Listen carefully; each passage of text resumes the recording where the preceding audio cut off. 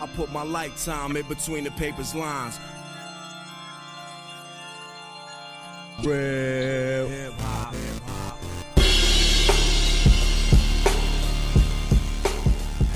Yo. Mike Mo. What up, Dirty? It's good. Yeah, no. It's all good. What's happening with you? Feeling good, man. Feeling good, feeling great? Feeling great, feeling good, man. How are you? It's all good, baby. Yeah, man. Sunday, fun day. Just another podcast Sunday, man. That's all we doing. I'm ready. You ready? You already know what it is, baby. Let's Know get what to I'm it. saying? Let's cook. Did you sleep well after last night's battle? I did. I slept. Yeah, I normally always sleep well on a Saturday night. You know? Yeah, slept pretty good. Dirty Mo. Dirty Mo. You know what I'm saying? Nelly. Versus Luda. Luda. St. Louis versus Atlanta by way of Oak Park. Verzuz. Mm-hmm. We definitely got to talk about that, of course. Absolutely. Today is the series finale of the Michael Jordan show. Hey, bang! Is it the Michael Jordan documentary? Is it the Chicago Bulls documentary? What is it? What is it? I'm explain that. Is it a Mike documentary or is it a Bulls documentary? No, it's a Bulls documentary. Yeah, I'm gonna explain that. Yeah. A little bit later. Also, what else? Scottie Pippen. A lot of talk been about if you know how Scottie looks after this doc. Scottie looked funny in the light. It's a lot, man. Where you want to start? We can start with how you feeling, bang. We quarantining. I mean, still quarantining. Shit is starting to open back up. How are we feeling about that? I'm not really doing shit. I'm not really going to. I don't know. I'm not going nowhere. Okay, but is the state of Maryland open? So yes or no. Okay. The governor, Larry Hogan, Hulk Hogan, he had came out and he lifted the stay-at-home order, but he left it up to counties to make the official move for their areas. Okay. My area said, "Nah, we good. We're gonna do it to the 8th." Oh, to the 8th of June. Yeah. Okay. Yeah. So, our neighboring county, which is PG County, they are gonna do it till the 1st.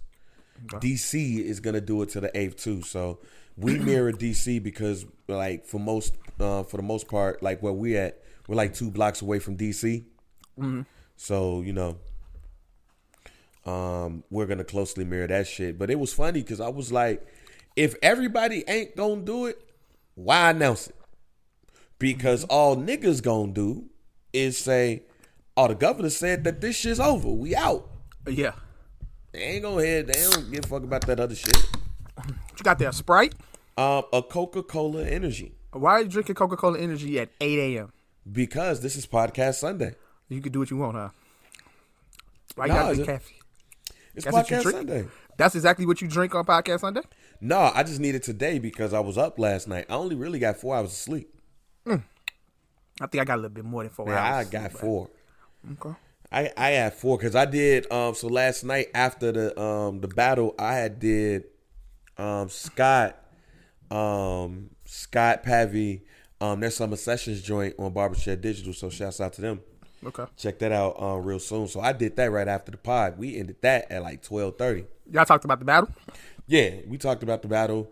We talked about the Bulls joint. We got into some sports shit. Some of the misconceptions and shit. And I'm gonna talk about some of this on today's pod too, because I want to get this out there because I think tonight I put this in the group before I get back to the pandemic shit. But I had put it in the group to like the Welv and the Great when he said fuck LeBron. That's how niggas gonna be after at 11 o'clock Eastern, 10 o'clock Central. Niggas gonna be like fuck LeBron. But what's going on at the crib? the crib is still technically shut down. Now there's talks, I believe, that like salons and shit is opening back up, barber shops and salons, because my daughter's hair braider, my daughter gets her hair braided in the shop. Okay. So she texted me and was like, yeah, we opening back up on the 29th, obviously with the restrictions and shit. Now, I don't know if they're doing that on their own or if they know, like, I don't know what phase we in. I know phase 3, they said it's part of phase 3 going on in Illinois is that shops and salons can open back up with restrictions. So I don't know if they going off that or if they just going off their own shit. I don't know.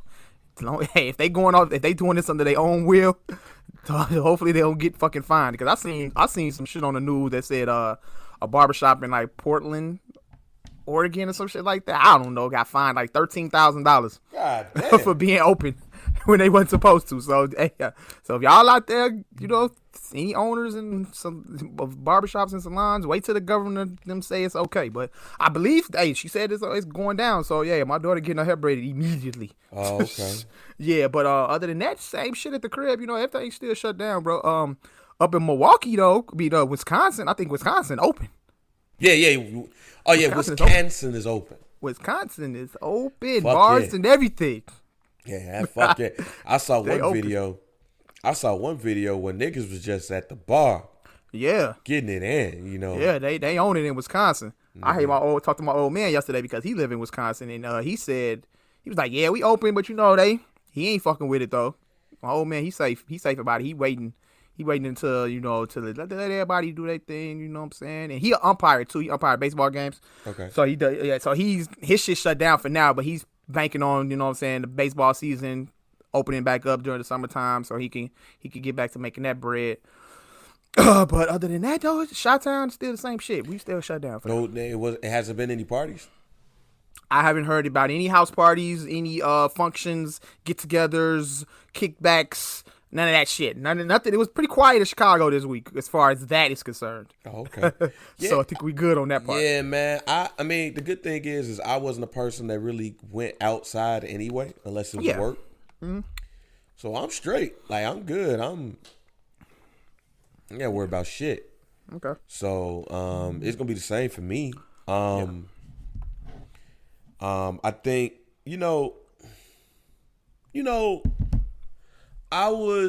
I read an article, right, this morning, how they was talking about nightlife wasn't going to be the same. Yeah, I was thinking about that. Yeah. I wonder how that's going to be. Yeah, they was talking about Vegas. It's like, they don't know how they're going to continue shit with, like, nightclubs and shit. Mm-hmm. I was like, damn. Now, is all the other states doing like the phase thing? Everybody's doing that, right? That's for the majority, for the people that ain't fully open, yeah, everybody got like a phase 1, 2, 3, 4, and 5. Well, 5 is when everything is just supposed to be back to normal, right? 5 is we out. We out here, no social distancing, masks, none of that shit. Yeah, 5 is like, we at Magic City. Yo, bang, in front of me. I would honestly say that if we get to phase 5, niggas is just go. I think it'll get back to normal. I think niggas ain't gonna think twice about, doing their thing. No, you know I think it's gonna take a year before we really get in the full swing. Okay. Like, you're right, but then in the moment when a nigga gets sick and got to do self-quarantine, like imagine, like, just let's keep it a buck. Let's imagine everything is straight, everything good. It's phase 5. We out here, all that shit. We clear, and you go to Magic City. And you're doing everything you're supposed to do in Magic City, and then you get sick 2 days later. Yeah. And then you go to the hospital and they say you got corona. Now let me ask you this though. So before phase 5, would the vaccine be available and shit like that? I have no fucking clue. To give people an ease, you know what I'm saying? Give people some, I have no fucking clue. You want me to keep it a buck? I don't think we ever gonna truly get to phase 5. It's like, damn. It's not a bad thing. I think it's a fun thing. Hear me out. Like, remember when 9/11 happened? Yeah. And then they did like the levels and shit? Mm-hmm. Excuse me. We never got to the highest level. Because the highest level is when, shit about to go down, nigga. Mm-hmm. Prepare. Because we about to fight. We've never gotten to that level. We've gotten like one or two notches behind it, but we've never reached that level. I think the phases are that where this is what's gonna happen when this happens, but it's hard as fuck to get to level 5. It's like trying to beat the boss of a video game on the most difficult level. It's gonna be hard as fuck to get to that level, but when we get there, we're gonna get there. It's just gonna be hard as fuck to get there. Yeah. So Okay. that's what I think. I don't think, because then the other thing is niggas is already like, man, I don't know about that fucking vaccine, G. Right. I'm gonna tell you this, man. I would be the first to. I'm not taking no vaccine. Like, I've never taken a fucking flu shot. You know what I'm saying? Before, like, I feel like I don't need that shit. You know what I'm saying? So I'm not gonna take that shit. You know what I'm saying? My immune system is very good. Yeah, I'm good on that shit. So yeah, I'm straight on all of that. But I think before we hit like a phase 5, I would assume that, you know, they would have the vaccine maybe like ready, available, have people at ease when they do. When people want to go get the vaccine, they can go get the vaccine. So then they feel like, all right, cool, I'm good. You know what I'm saying? If I catch the corona, you know what I mean? I shouldn't be able to catch the corona. That's probably what they're thinking if they get that vaccine. Oh no, and I think once like our immune systems get used to shit, we gonna be straight anyway. Yeah. Like I honestly don't think this is like the rapture disease. Like, you know, I don't think that's definitely the case. I don't think we in that direction. But I also believe that this is some shit that you don't want to play with. Like, you know, talking to my folks yesterday and hearing some shit about family, I'm like, the fuck? Like, that shit did that. Von Miller, if I saw correctly, Von Miller fucking talking about how he's negative, but that shit was fucking with his lungs. And he still feel the effects. Look, man, I told my uncle I think that baseball and basketball are the only 2 sports we gonna see in 2021. You mean somebody next year? I mean 2020, excuse me. So we like they're gonna open, like, are we gonna get a continuation of the NBA season? Yes, they're gonna do a continuation of the NBA season. I believe that they're gonna do a continuation of the NBA season. That shit's probably gonna happen like August, September.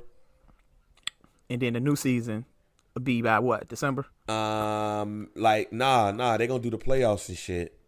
But then I think they're gonna start the new season in December of 2021. This is gonna be so strange. But no, I don't think football is gonna I think they're doing everything to make it look like shit's going to happen. That's the part that's crazy to me. It's like everything is full circle, full swing with football. We getting all these signings, and you know, people talking about they opening up the NFL facilities and shit like that, so everybody can go to training camp. I think they front. I think the NFL is front. I think so too. It's so crazy. I keep asking myself, like, yo, is football gonna be ready to go in August? Like, ready. Hall of Fame game is gonna be like on schedule. Are we getting that? I work in radio. Niggas have canceled events somewhat. Like niggas canceled birthday bash and ATL, fam.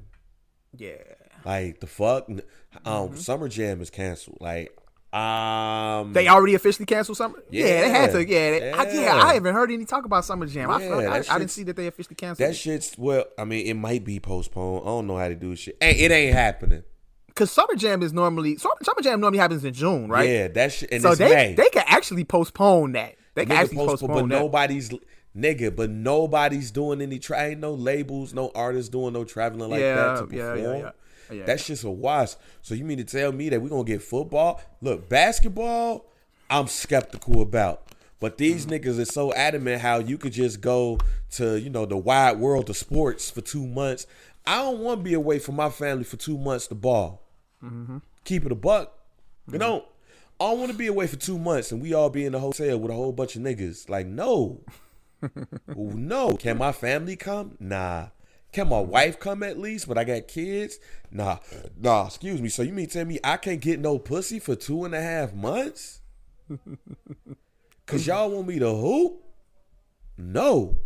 But they can vote on this, right? That's part of they can it. vote on. And the thing is the stars is like, let's hoop, because they want that ship. Yeah. They like, let's hoop. But some of these other niggas is like, nigga, I ain't finna hoop so you can get all the glory for a ring.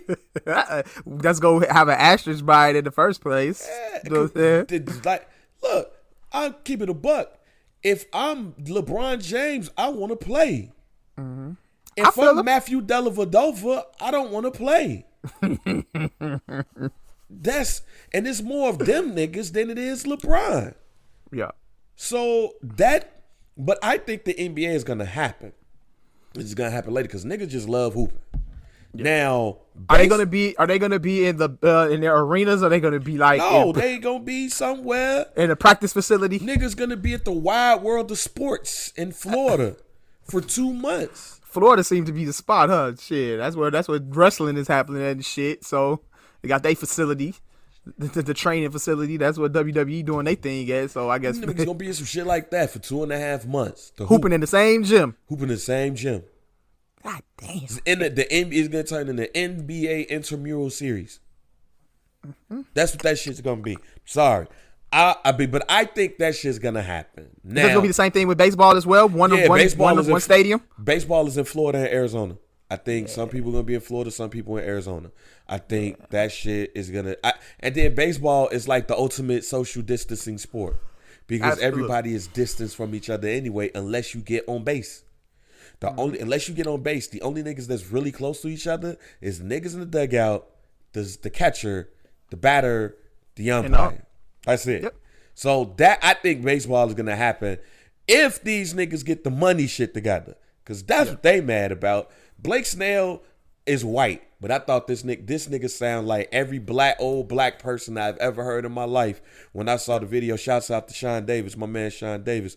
He had retweeted the video, and this nigga was like, "Look, y'all motherfuckers expect me to play baseball, you know what I'm saying, and not get all my money and possibly get sick from this shit? Nah, I want all my monies. I don't want a prorated salary, nigga. If I'm getting paid $9 million this season, I need the whole contract. I don't want no other shit." So that's what baseball is gonna get interested, because being that they seem like the one sport that can really go, niggas like, well, shit, run me my money or we ain't playing. So that is interesting, like the money aspect of this shit. Like, that's why I told my uncle, fam, I said, look, I don't think we gonna see football until February 2021. That's crazy. But basketball, I think we're gonna get that shit in the late summer, early fall, restarting the season where it was at, and then getting the playoffs. But then that's interesting because do Kevin Durant play? Because if that happens, that'd be a 4-year after his Achilles injury. Do he suit up? And do Kyrie suit up? I'm sorry. If that happens, niggas got asterisks. Because imagine let me see, what was the NBA standings right now? NBA. We talking about like where was Brooklyn? Yeah. Wasn't they the Brooklyn probably had to be like 7 seeds, 6 seeds, some shit like that.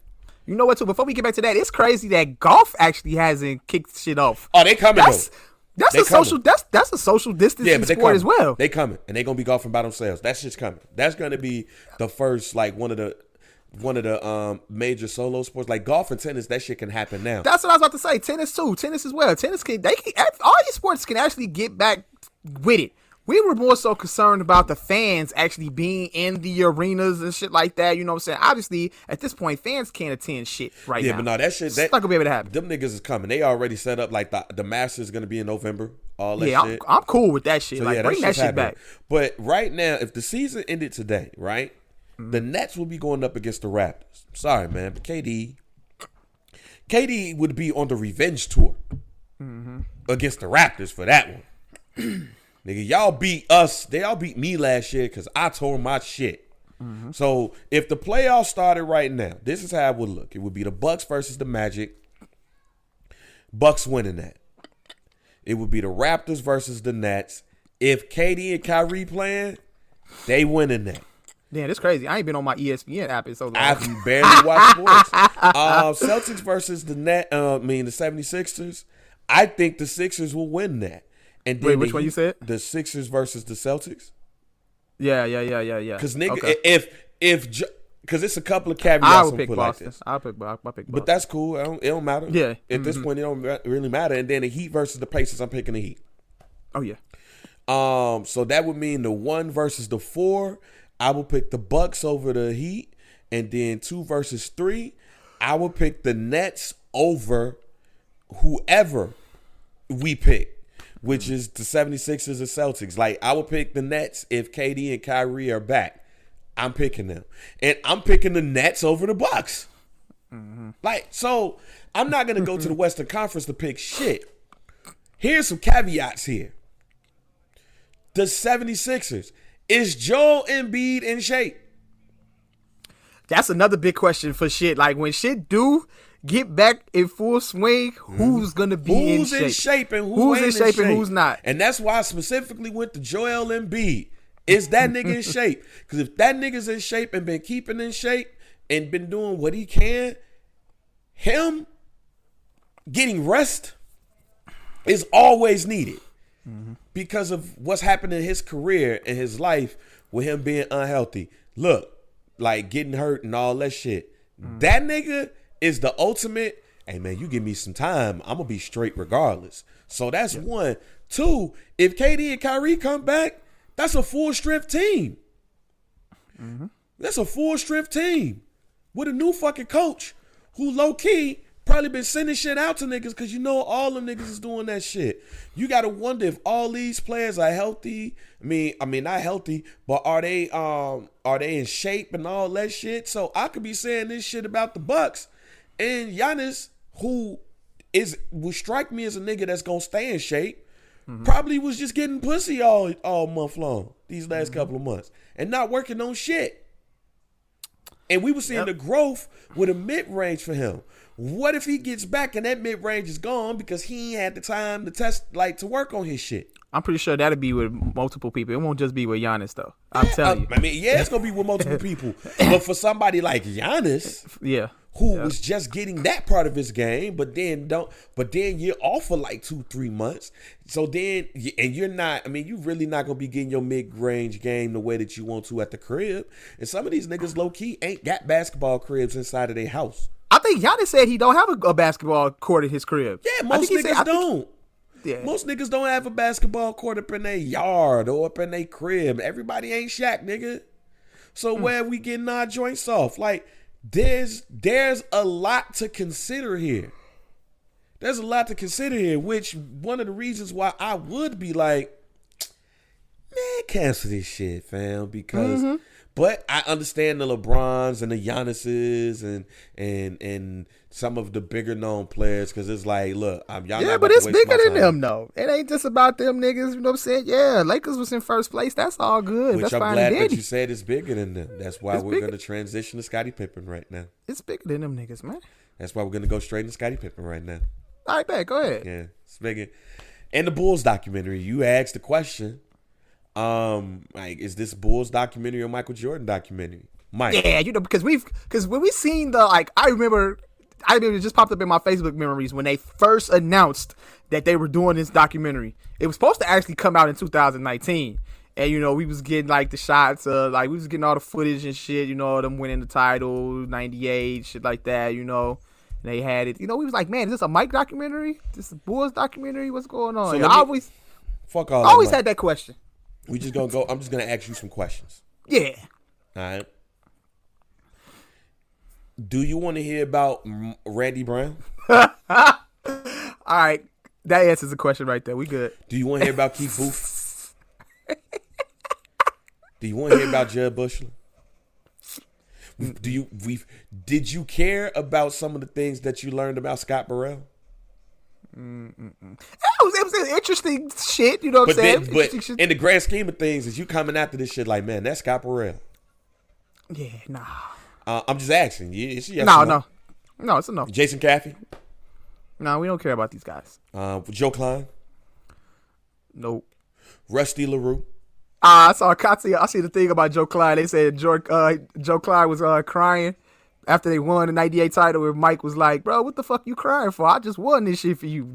So, yeah, go ahead. Go ahead. You can't learn about Bill Winnington. Nah. Shout out Bill Winnington though. Shout out. What I'm saying is, nigga, we heard about Mike, Scottie, Dennis Rodman, Tony Kukoc, Steve Kerr, and Steve Kerr only matters because of a because of a game-winning shot, and what he did with the fucking Golden State Warriors, which makes him relevant today. Okay. Grand scheme of things, nigga. When you look at when niggas be trying to hit you with the Michael Jordan won championships against plumbers. Nigga, listen to the people I just named on the Bulls roster in 1997-98. Mike won with them niggas. But they can also say Mike won with the first big three. You know what I'm saying? That's what they motherfuckers always say. I'm glad that you said that. Because we talked about Craig Hodges last week. This nigga averaged 5. Michael Jordan won with Cliff Levingston as a backup power forward. Like, the Michael Jordan teams was not stacked. They were just like most teams. Top heavy. Yep. But nigga, Mike won a title with fucking Rusty LaRue.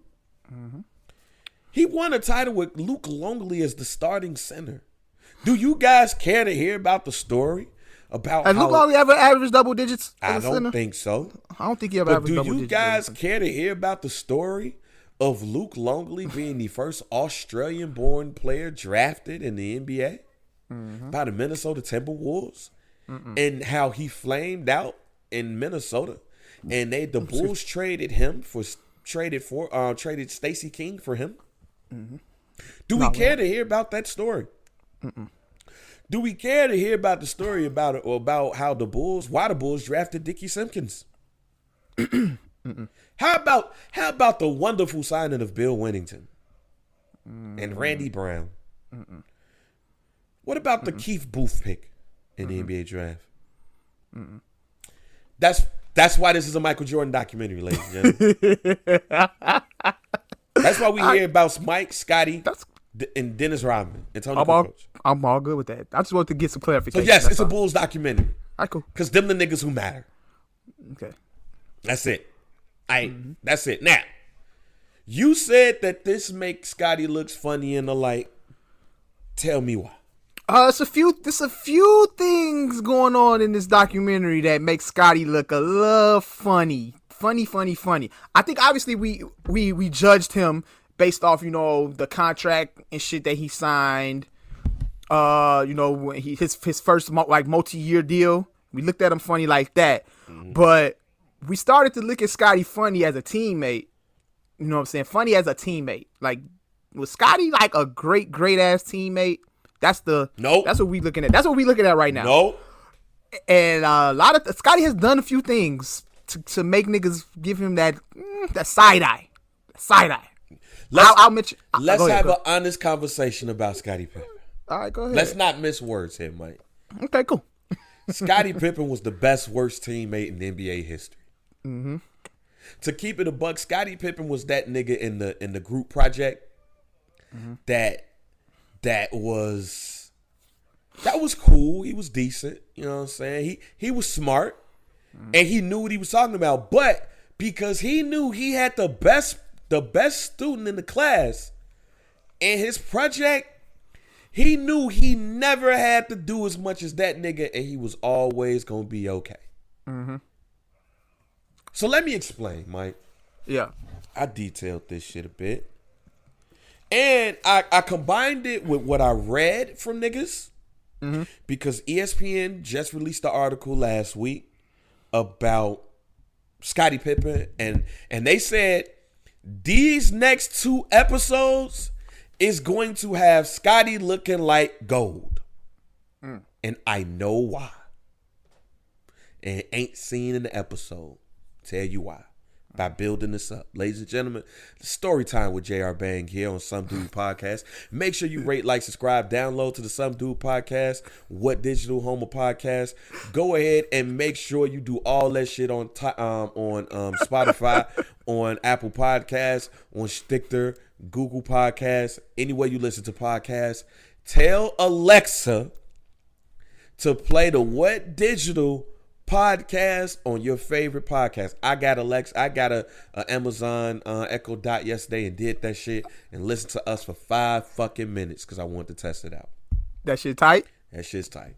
I like the way we waited 30 minutes into the pod to do the intro. I know. It is what it is. All right, let's go. Story time. All right, story time with J.R. Bang. All right, so Scottie Pippen is drafted in the 1987 draft. He's traded from Seattle to the Bulls for older Polynese, right? Great draft. As me and Scott was talking about last night, how we kind of mentioned here a little bit, this is in the time where people don't give a fuck about draft picks. Motherfuckers be trading draft picks for random ass niggas named Ned. Like nigga will trade you a gummy, a brownie, and a nigga named Ned for a first round pick. And that should be number 3 pick. Well, the Bulls drafted older Polynese for Seattle. Seattle drafted Scottie Pippen for the Bulls. Bingo. All right, cool. They also get Horace Grant in that draft. All right. Now, in the documentary, Scottie Pippen said he came on the team and was like, I'm going to be the best player on the team. Charles Oakley said, bloop. Bloop. And ladies and gentlemen, that's the start of Scottie Pippen being the best, worst teammate of all time. I am down with, look, I am more than down with a nigga having confidence in themselves. But Mike is beginning to be Mike in 1986 when you see him. And I don't give a fuck if you in Central Arkansas or not. You know who the fuck Michael Jordan is. But also, you know your motherfucking ass came from Central Arkansas and you just got tall. But you know what? Have all the confidence in the world, right? Now, let's go to Scottie Pippen, ladies and gentlemen.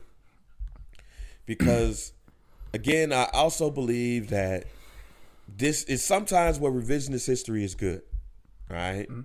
And part of this podcast is this, revisionist history, all right? Because you get to learn things about people, right? Let me ask you this first question, Mike. Yeah. If you had to guess it, how many times did Scottie Pippen score over 25 points per game?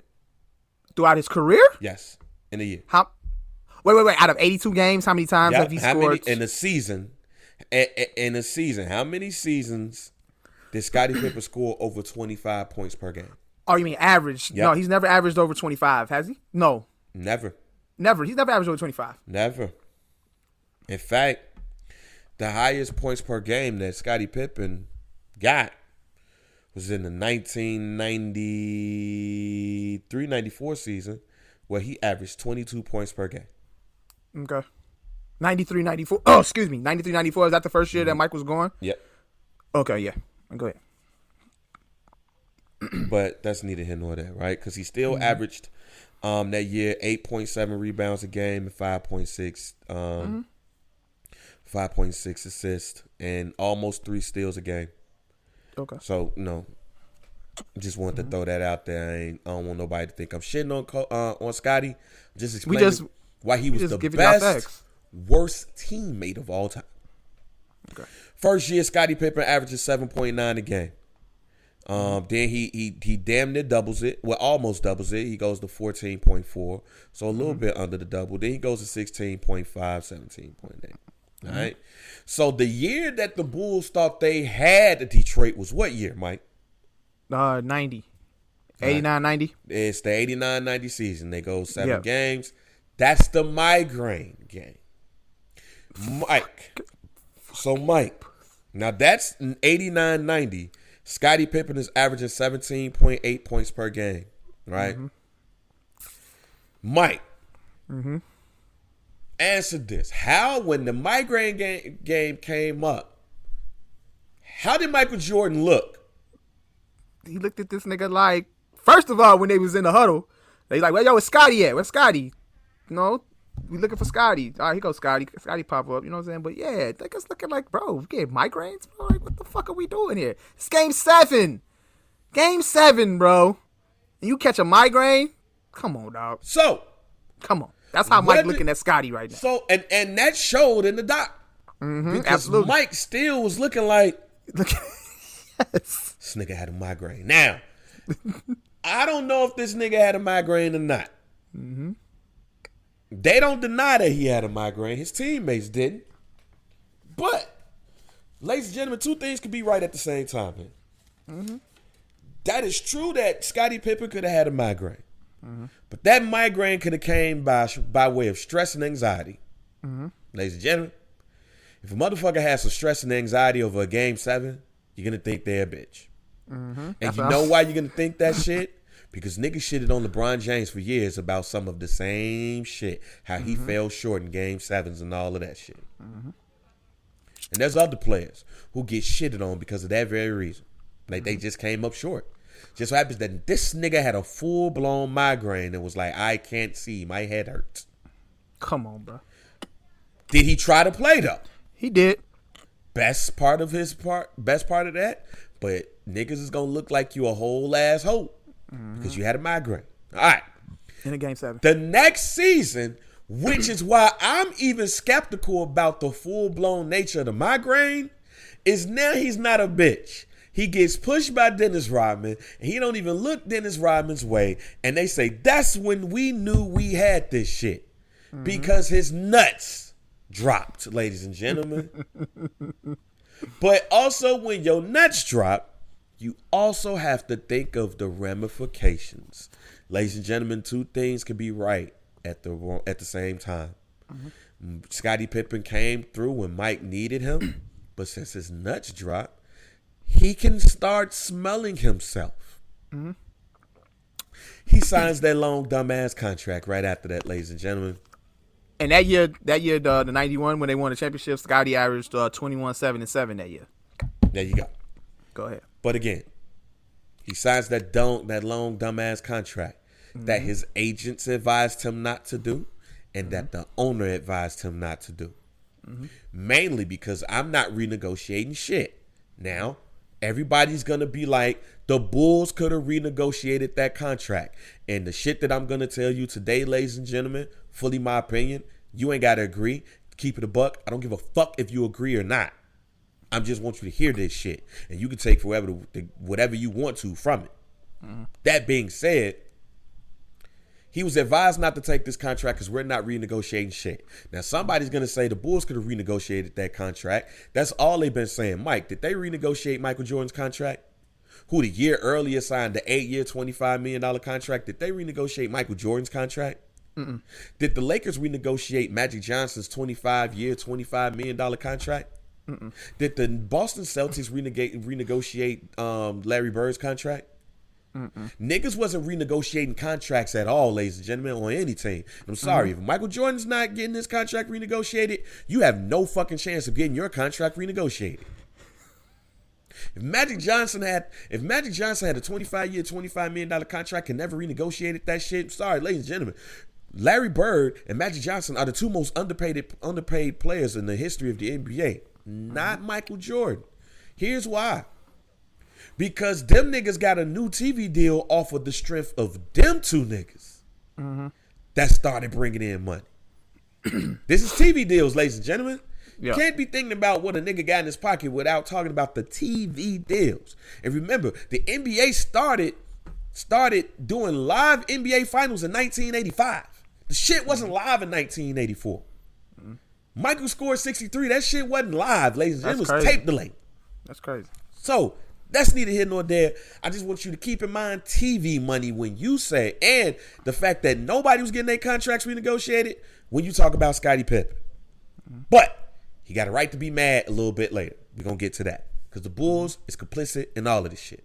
All right? So 1991-92 championship. 1990-91 championship. He signs that deal. 1991-92 championship. 1992-93 championship. Michael Jordan retires. Now this is when shit changes, ladies and gentlemen. Now this is Scottie Pippen's team. It was said that was the most flawless that the triangle was ran during the time with the Bulls.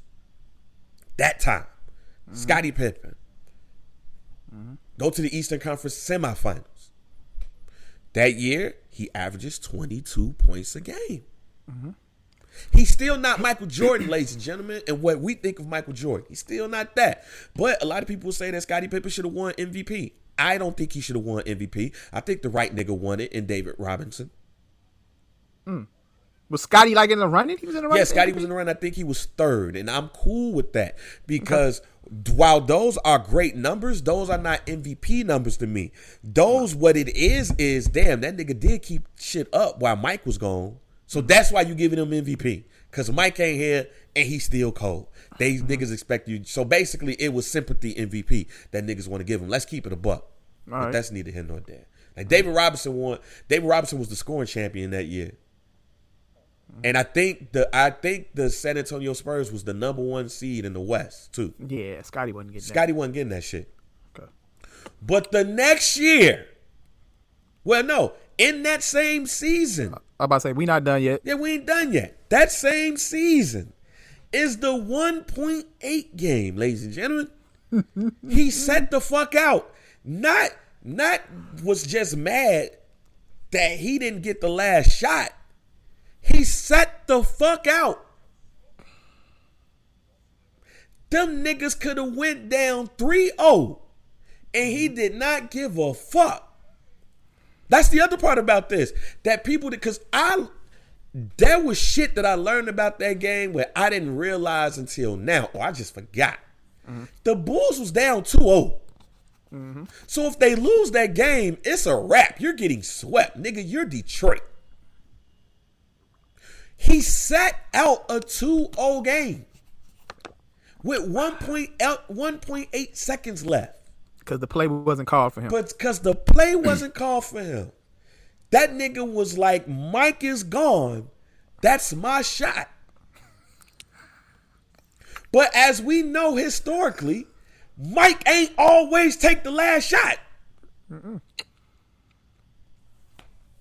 Hell, the year prior, John Paxson took the last shot to win the title.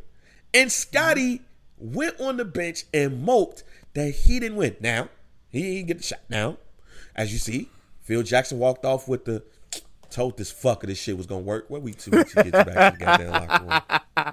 Bill Cartwright, deep voice ass, is on the fucking bench trying to talk to Scottie. Come on, Scottie. Come on, Scottie. You can't do that. Then they say in the locker room, Scottie Pippen was remorseful.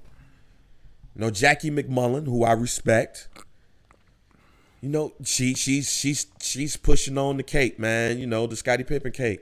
Hey, he was remorseful after the game. He cried. He this and that and all that shit. You know, hey, you know, yeah. Fuck that. Them niggas could have went down 3-0. And if they would have lost their game, Scottie Pippen would look like even worse shit than that. But the next game, he dunks on Patrick Ewing in the second most disrespectful dunk of all time. They end up losing the series. Mike, what happened the next season? They're 34-31. Niggas then figured out the triangle, Mike. They figured it out. So by figuring out the triangle, they figured out Scottie Pippen, and they ain't got enough firepower. The team was pretty much the same the next year. So what the fuck happened? Niggas figured you out and you're frustrated. Think that was the year he threw the chair? Oh, yeah. Yep. All that shit. Niggas was frustrated. 34-31, the 6th seed. Now, Mike don't come back because these niggas the 6th seed. I even told Scott last night that the Bulls, Michael Jordan returning to the Bulls was the best and the worst thing that happened to Chicago sports, because the best team in baseball was the Chicago White Sox. They should have won. They were going to win the World Series. I don't give a fuck what nobody say. Them niggas was going to win the World Series that year. But a strike happens. Strike happens. Michael Jordan says he's not playing with no scab players. The strike is going on. They canceled the fucking season. He comes back. If no strike happens, Michael Jordan plays 10 years in Major League Baseball, averaging 225, 30 stolen bases. Did Mike make it to the league? Yeah. Okay. Yeah. Yeah, so that happens, ladies and gentlemen. But the strike happens. White Sox fuck the shit up, but the Bulls get 3 more rings. Hey, but Mike comes back. All right? And Scottie is now went to the back burner because Mike is back. He does that on his own, ladies and gentlemen. Yeah. Because everybody says, oh, Mike is back. Now, it's the group project again. You saw what happened when I led the group project. All right, the first year it went off good, but this next year, but now the smartest kid in the class is back in your class. And now y'all in the same group again. And y'all go to the Eastern Conference semifinals, but y'all lose. Then the smartest dude in the class figures everybody out again. They beat Seattle. He figured everybody out on a movie set. Yeah, he figured everybody out on the movie set, ladies and gentlemen. Our niggas played y'all selves. Played y'all selves. But Scottie now wants more money. We told you, nigga, when you signed the deal, we not re-upping shit. So now he's mad. He's also mad about trade shit, which I'm going to get to later. So you do the 1.8. Niggas is offering trades. The only reason why you're not in Seattle right now is because the owner of the Sonics nixed the shit. You barely here. Now you want your money because you feel like you're underpaid.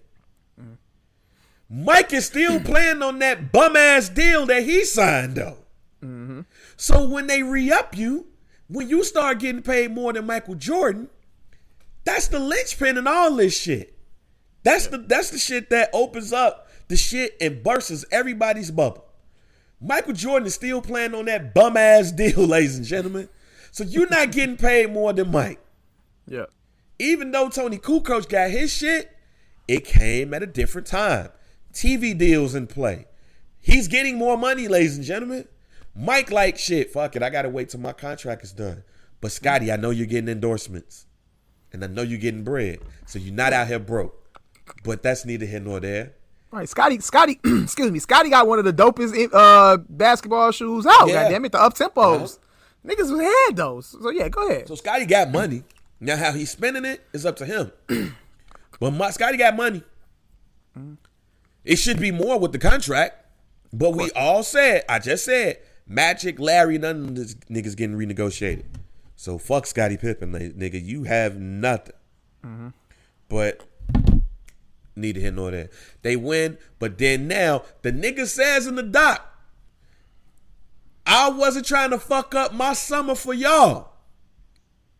So he took his time to have the surgery. Part of the reason why he took that time to have that surgery though, Mike, because the smartest nigga in the class is on the team. He like, y'all good. Y'all good, y'all got Mike.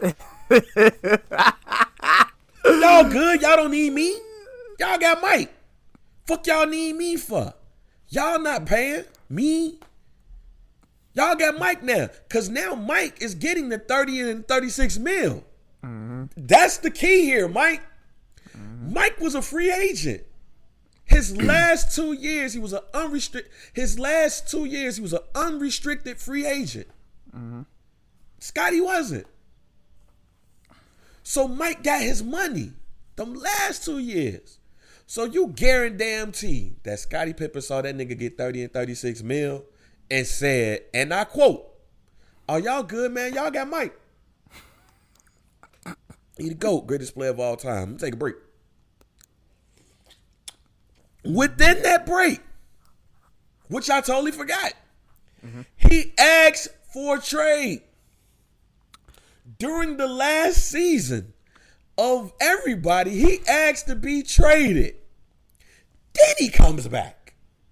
Before that too, though, he's having words with the actual general manager, like on the bus. On and the shit bus, like that. my nigga. In front of other teammates. The teammates and the coach got to tell this nigga to shut the fuck up. Yeah. Now, Okay. all of that are shitty reasons why Scottie Pippen wasn't the best teammate, ladies and gentlemen. Because if you got the best player on the team, which the best player is the best player in the league, You're never going to have the same pressure. So here's the part of Scottie Pippen, good teammate. He's the good cop. Mm-hmm. So when you're the good cop, ladies and gentlemen, you have less pressure on you. The bad cop always has the most pressure. So when Michael Jordan yells at Will Perdue and be like, nigga, you ain't shit. Mm-hmm. Scottie Pippen is the second best player on the team. And he's the good cop.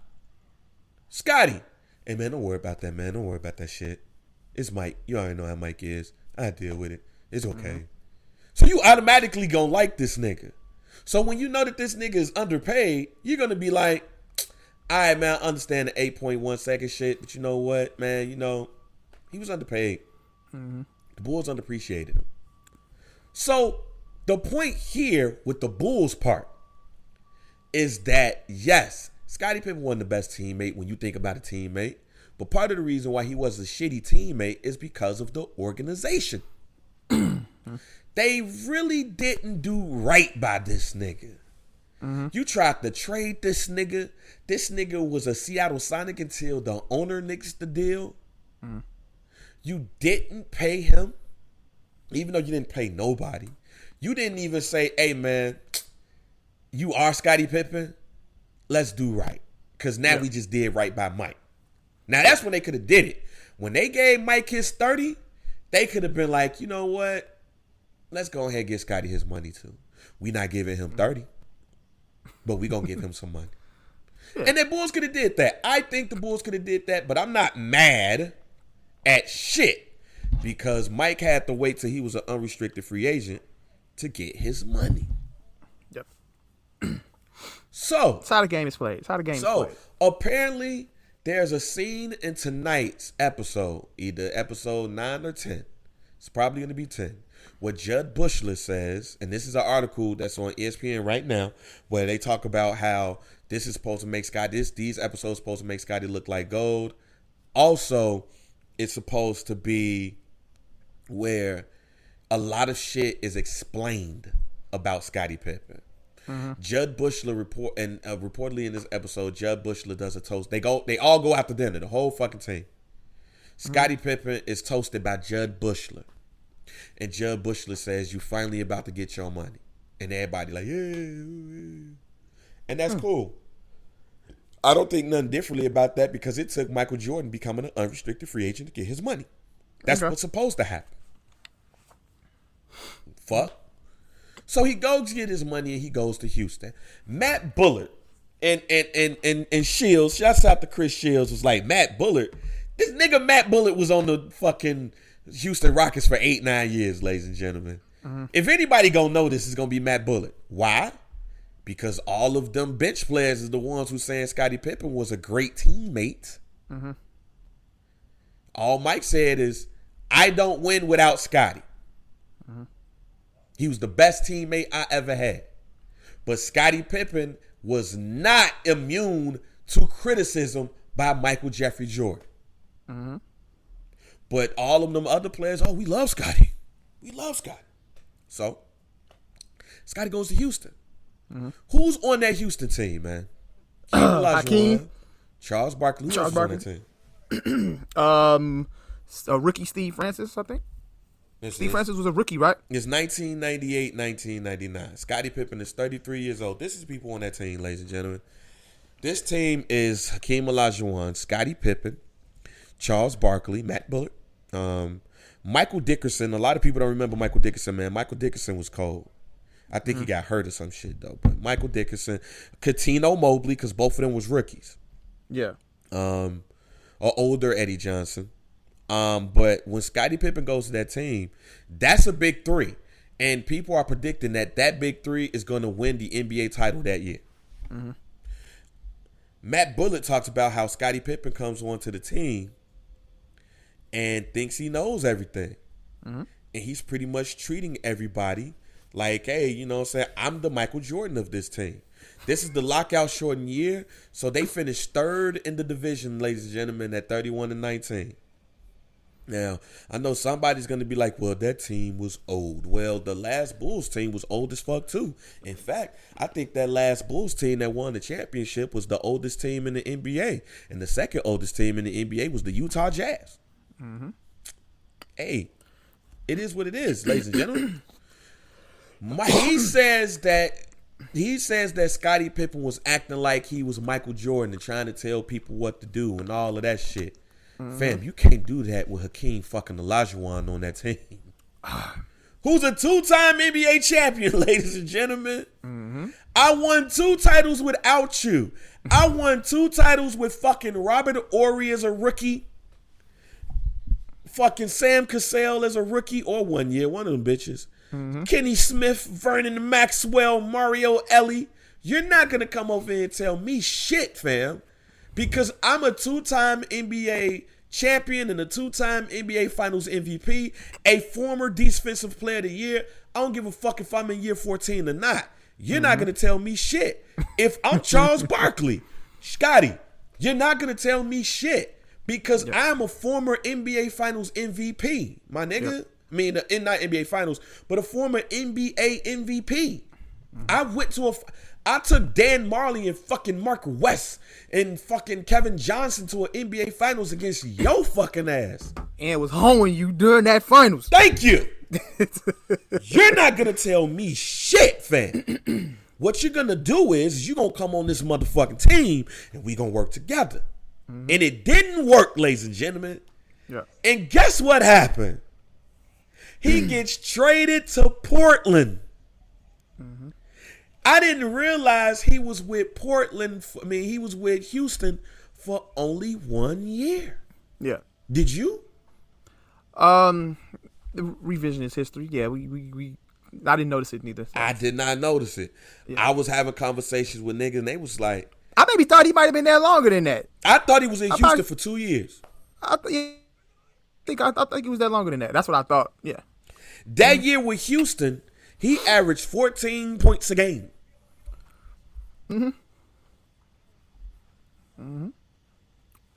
But to be fair, his back is fucking up.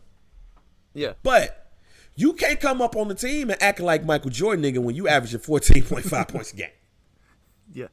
Let's keep it a buck. Yeah. Let's keep it a buck there, ladies and gentlemen. So, he goes to Portland. Now he's the old head. He comes to Portland when it's the Jailblazers too. And Scottie's, and they would say that Scottie's, his championship mentality rubs off on this team.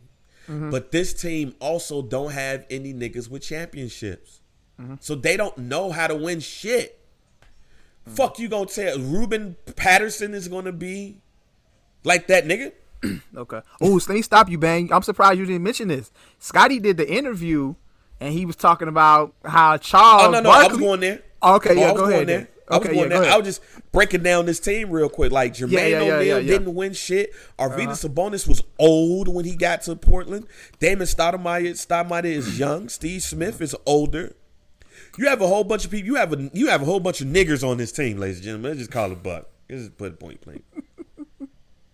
But before he leaves, Charles Barkley is never gonna win shit because he's lazy and fat. Those are the words of Scottie Pippen. Scottie nuts, yo. Scottie Pippen, you're not winning anything without Mike. This is almost how Charles Barkley feels about Draymond Green. You was the ugliest nigga on the boy band. So why are you talking? Why are you talking? I get it though, but it's hard. It's easy to pick on Chuck. But you don't do that. Mike not gonna do that to his teammates. We seen that. Not in that way. Not in that exact way, but that's when you feeling yourself because you was the nigga that had the smartest nigga in the class the whole time. Now you go to Portland. You're in Portland with that little shrimp, Arvydas Sabonis, who Arvydas Sabonis was the best player in Europe, and I say somewhat in the world, and like possibly the late '80s. Before he hurts his knee, or the mid 80s before he hurts his knee. You got young folks like Damon Stoudemire, Rasheed Wallace. You got Greg Anthony on the team, who's we've been to an NBA Finals. Stacey Ogman, who won a national championship. You know what I'm saying? You got Joe Klein, who used to play with the Bulls. He's crying and didn't do shit for an NBA ring. You got Jermaine O'Neal, who's in the third year when he gets there. So, this team has a young crop. Yep. And Scottie Pippen comes on there. So Scottie Pippen can be the OG on this team. He can. Yep. And they get to the Western Conference Finals, but they lose to Scottie. I mean, they lose to Shaq now. Mm-hmm. Reportedly, though, and something I learned last night, reportedly, Scottie wanted to go to the Lakers. Mm-hmm. But Jerry Buss said, I'm not paying him that money. Ooh. And considering what we will find out, Scottie was way past his prime when he got his money. Mm-hmm. But he got his money, and that's all that matters, ladies and gentlemen. Yeah. Now, Scottie Pippen is not the reason why this Blazer team goes, but he's mentally helping them out. He's giving them a little bit of a championship mentality, but they can't beat Phil Jackson, Kobe Bryant, and Shaq. I don't give a fuck what happens. Mm-hmm. Then he goes to the Bulls, ladies and gentlemen. Mm-hmm. And Jalen Rose says that he's excited. They're excited. We got Scottie back on the team. We gonna learn and shit. They had hope to build something. Scottie Pippen says, "Oh no, I'm good, fam. They gonna pay me what they owe me. That's why I'm here."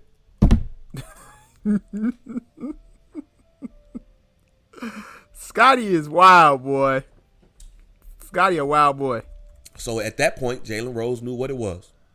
Not gonna bother him about shit. Let the OG get his money. Mm-hmm. Ladies and gentlemen, was Scottie Pippen a good teammate on the court? Yes, he was. Mike said that he don't have some of them rings without Scottie Pippen. Mm-hmm. Scottie Pippen was the second best player on the team. So on the court, as far as talent, Scottie Pippen was a great teammate. And for some of these bench players and shit, yeah, Mike yelled at me, here comes Scottie. But Scottie did a lot of fuck shit. And I guarantee you, if he did this fuck shit that we see in the doc, some of which we already knew, and then some of which we finally got context with, nigga said he would do it. Nigga said he would sit out 1.8 seconds again. He wouldn't change shit. What that tell you? Now, this is partly the Bulls' fault, ladies and gentlemen. Yeah. It's partly the Bulls' fault because they treated the nigga like shit. You try to trade him. You try to move on with him. You pretty much play him like he is second fiddle. Mm-hmm. You do. All right? There's nothing that I can say that removes the Bulls from this equation. Because the way you treated this man throughout his career with the Bulls, of course he's going to be a somewhat shitty teammate. Mm-hmm. But two things could be right at the same time. And this is one of them. This makes me look at Scottie like, man, I wonder what would have happened to you if you would have stayed in Seattle. You wouldn't have this, my nigga. Mm-hmm. You wouldn't have this shit, my G. He's G Money. Scottie Pippen is G Money, ladies and gentlemen. Yep. He ain't shit without Nino Brown. You might go get a deal or two. But you ain't shit without me because that deal gonna flop. Mm-hmm. Scottie Pippen is G Money throughout his whole career, ladies and gentlemen. But here's where the Bulls fucked up. The Bulls could have signed Scottie Pippen to that contract. Yeah. And kept him on the team. I understand why they didn't because in hindsight, this nigga was breaking down. But they still could have kept him on the team, and it would have looked better for them. You talking about after the 98 championship? Yes. Yeah. This is where I think the Bulls fucked up at. It's not about Mike, ladies and gentlemen. It's not about because they could have fired Mike. I mean, they could have chose not to re-sign Phil Jackson, and Scottie Pippen would have still been there. Yeah. As long as he got because clearly Scottie was about his money. Mm-hmm. So if he got paid, Tim Floyd is the coach. Mm-hmm. They could have kept Scottie Pippen. Still made it to them playoffs a couple of times and rebuilt their team while he's on there. Mm-hmm. And maybe trade him a year or two after. Fucking Houston trade this nigga a year after he got there. Mm-hmm. But They would have made you look better as a organization by not getting rid of everybody like that. Yep. I'm not saying that the Bulls would have won the championship that year, that lockout season, but that lockout season was the one year that everybody had a chance but the Bulls. Like, there was no solid favorite. Everybody was just like, all right, so who's going to take over for the Bulls while the Bulls is out? That could have happened. Yeah. That they could have went to the playoffs and had a decent run. Fucking the Knicks defeated the Heat. And they was the 1 seed versus the 8th seed. Yeah. Bulls could have went to the playoffs. But you let go of everybody, fam. The Bulls could have very well been like the San Francisco 49ers. How Joe Montana's gone, but you still got Jerry Rice. Bill Walsh is gone, but you still got George Seifert. Let's plug these niggas around him. You might not have won the championship, but you look better as an organization because you're going to keep winning. And then you can add pieces along the way. Also, I had talked about last week how the Bulls was like, fuck draft picks when they was like, fuck draft picks while they were winning championships. Yeah. I think Dickie Simpkins got picked 1 pick before Michael Finley. If my memory serves me correct. Michael Finley could have been a Chicago Bull, but they chose Dickie Simpkins. Michael Finley went on to have a long and good career. You had a replacement for Mike at the 2 and from the crib. But you were like, yeah, fuck these picks. So the Bulls are totally at fault with all of this shit too. But I don't want niggas to be all on Scottie Pippen's dick like everybody was so wrong with Scottie. When this nigga was an ain't shit teammate too. Yeah. But again, I don't give a fuck about y'all opinion. And how I'm wrong. Cause I'm sorry. I'm probably fighting Scottie if that nigga sit out 1.8 seconds. That's why that nigga cried. All right, bang, let me correct you. What? The Bulls picked Jason Caffey before Caffey. Michael Finley. That's what it was. It was Jason Caffey. Hey. That's interesting. Damn. Mike Finley could have had some rings, goddammit. He do. With the crib. Yeah, with the crib. Nigga. Mike Finley could have some rings with the crib. Nigga, did you hear that? Did y'all niggas hear that? That's why the Bulls is fucked up here. Jesus. This is why the Bulls. This is, and I'll continue to say it. The Bulls is fucked. The Bulls is fucked not because of just what they did to Scottie and Mike and Phil. The Bulls is fucked because they didn't take the time to scout and actually run a fucking team while they were winning. Hey, wow. Michael Finley was a 15 a game average player. Man. That's crazy. That's crazy. And I dare niggas to go and be like, damn, the Bulls, and look back at the people that's drafted and look at some of the people that was drafted afterwards. Michael Finley could have been a Bull, ladies and gentlemen. But niggas just was like, well, you know what? Fuck it. You know, let's just go pick somebody. Let's pick Jason Caffey. Let's pick Jason Caffey. Yeah. They didn't even do the, well, he's from Chicago and he's a good kid flyer. Yeah. He's just like, oh, let's pick Dickie Simpkins.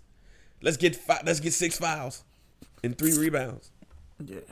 So yeah, Scottie is not alone in this, but Scottie Pippen didn't have to be Scottie Pippen. Well, Scottie Pippen didn't have to do a lot because he had the smartest nigga on his team. Mm-hmm. And when shit didn't work in his favor, it just looked bad. And he didn't react to those shits like a normal Robin would. Mm-hmm. And a lot of this shit that I'm telling you is his own fucking words. And the only thing niggas can really say about this shit is this.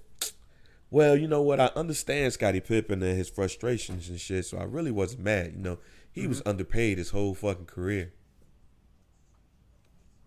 Mm-hmm. So was Michael Jordan. So was Larry Bird. So was Magic Johnson. And to keep it a buck, I'm not talking about players now. I'm talking about players then. I think more players then because of how fresh the NBA was with TV money and all of that, because niggas don't remember, niggas don't understand how the league didn't really become the league until like 85-ish. Yeah. I think that niggas didn't understand their power until the LeBron James era. But niggas was playing more for legacy during that times because that's what was beat into them when they signed these deals. We signing this, you know, but you're going to make your endorsements, and this is about legacy. Because niggas didn't have this TV money, and they didn't have all of this shit. Yep. So I think Scottie might have been one of the first. Like, Scottie Pippen probably is one of those first Tobias Harris niggas. Those niggas, like, now we be like, do that nigga deserve the max? Chris Middleton. Do that nigga deserve the max? That second tier where you be like,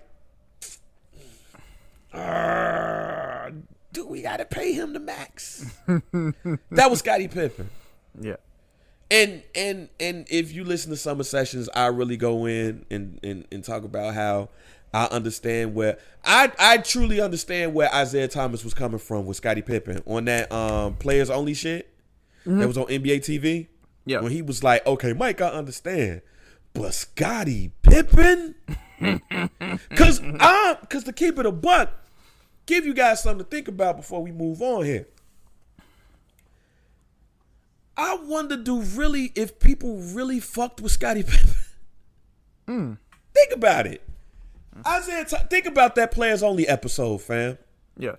Niggas wasn't like, hold on, man, that's Scottie Pippen.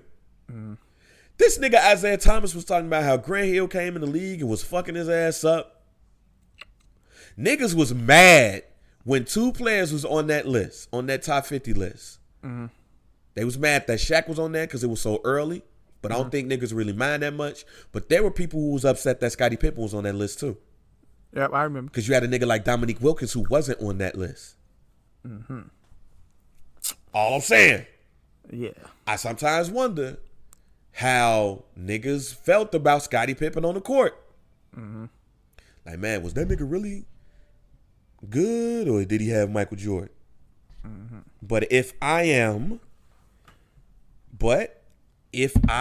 you know, Scottie Pippen, I don't have the pressure of being the best player on the team, so I'm going to give you my all without the pressure. And when I learned to work under pressure, that's when things became great. But when I didn't, I got a migraine.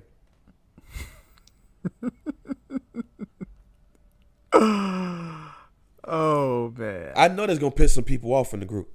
Yeah. It's okay. It's going to piss some people off in the group. I don't give a fuck. I don't give a fuck, though.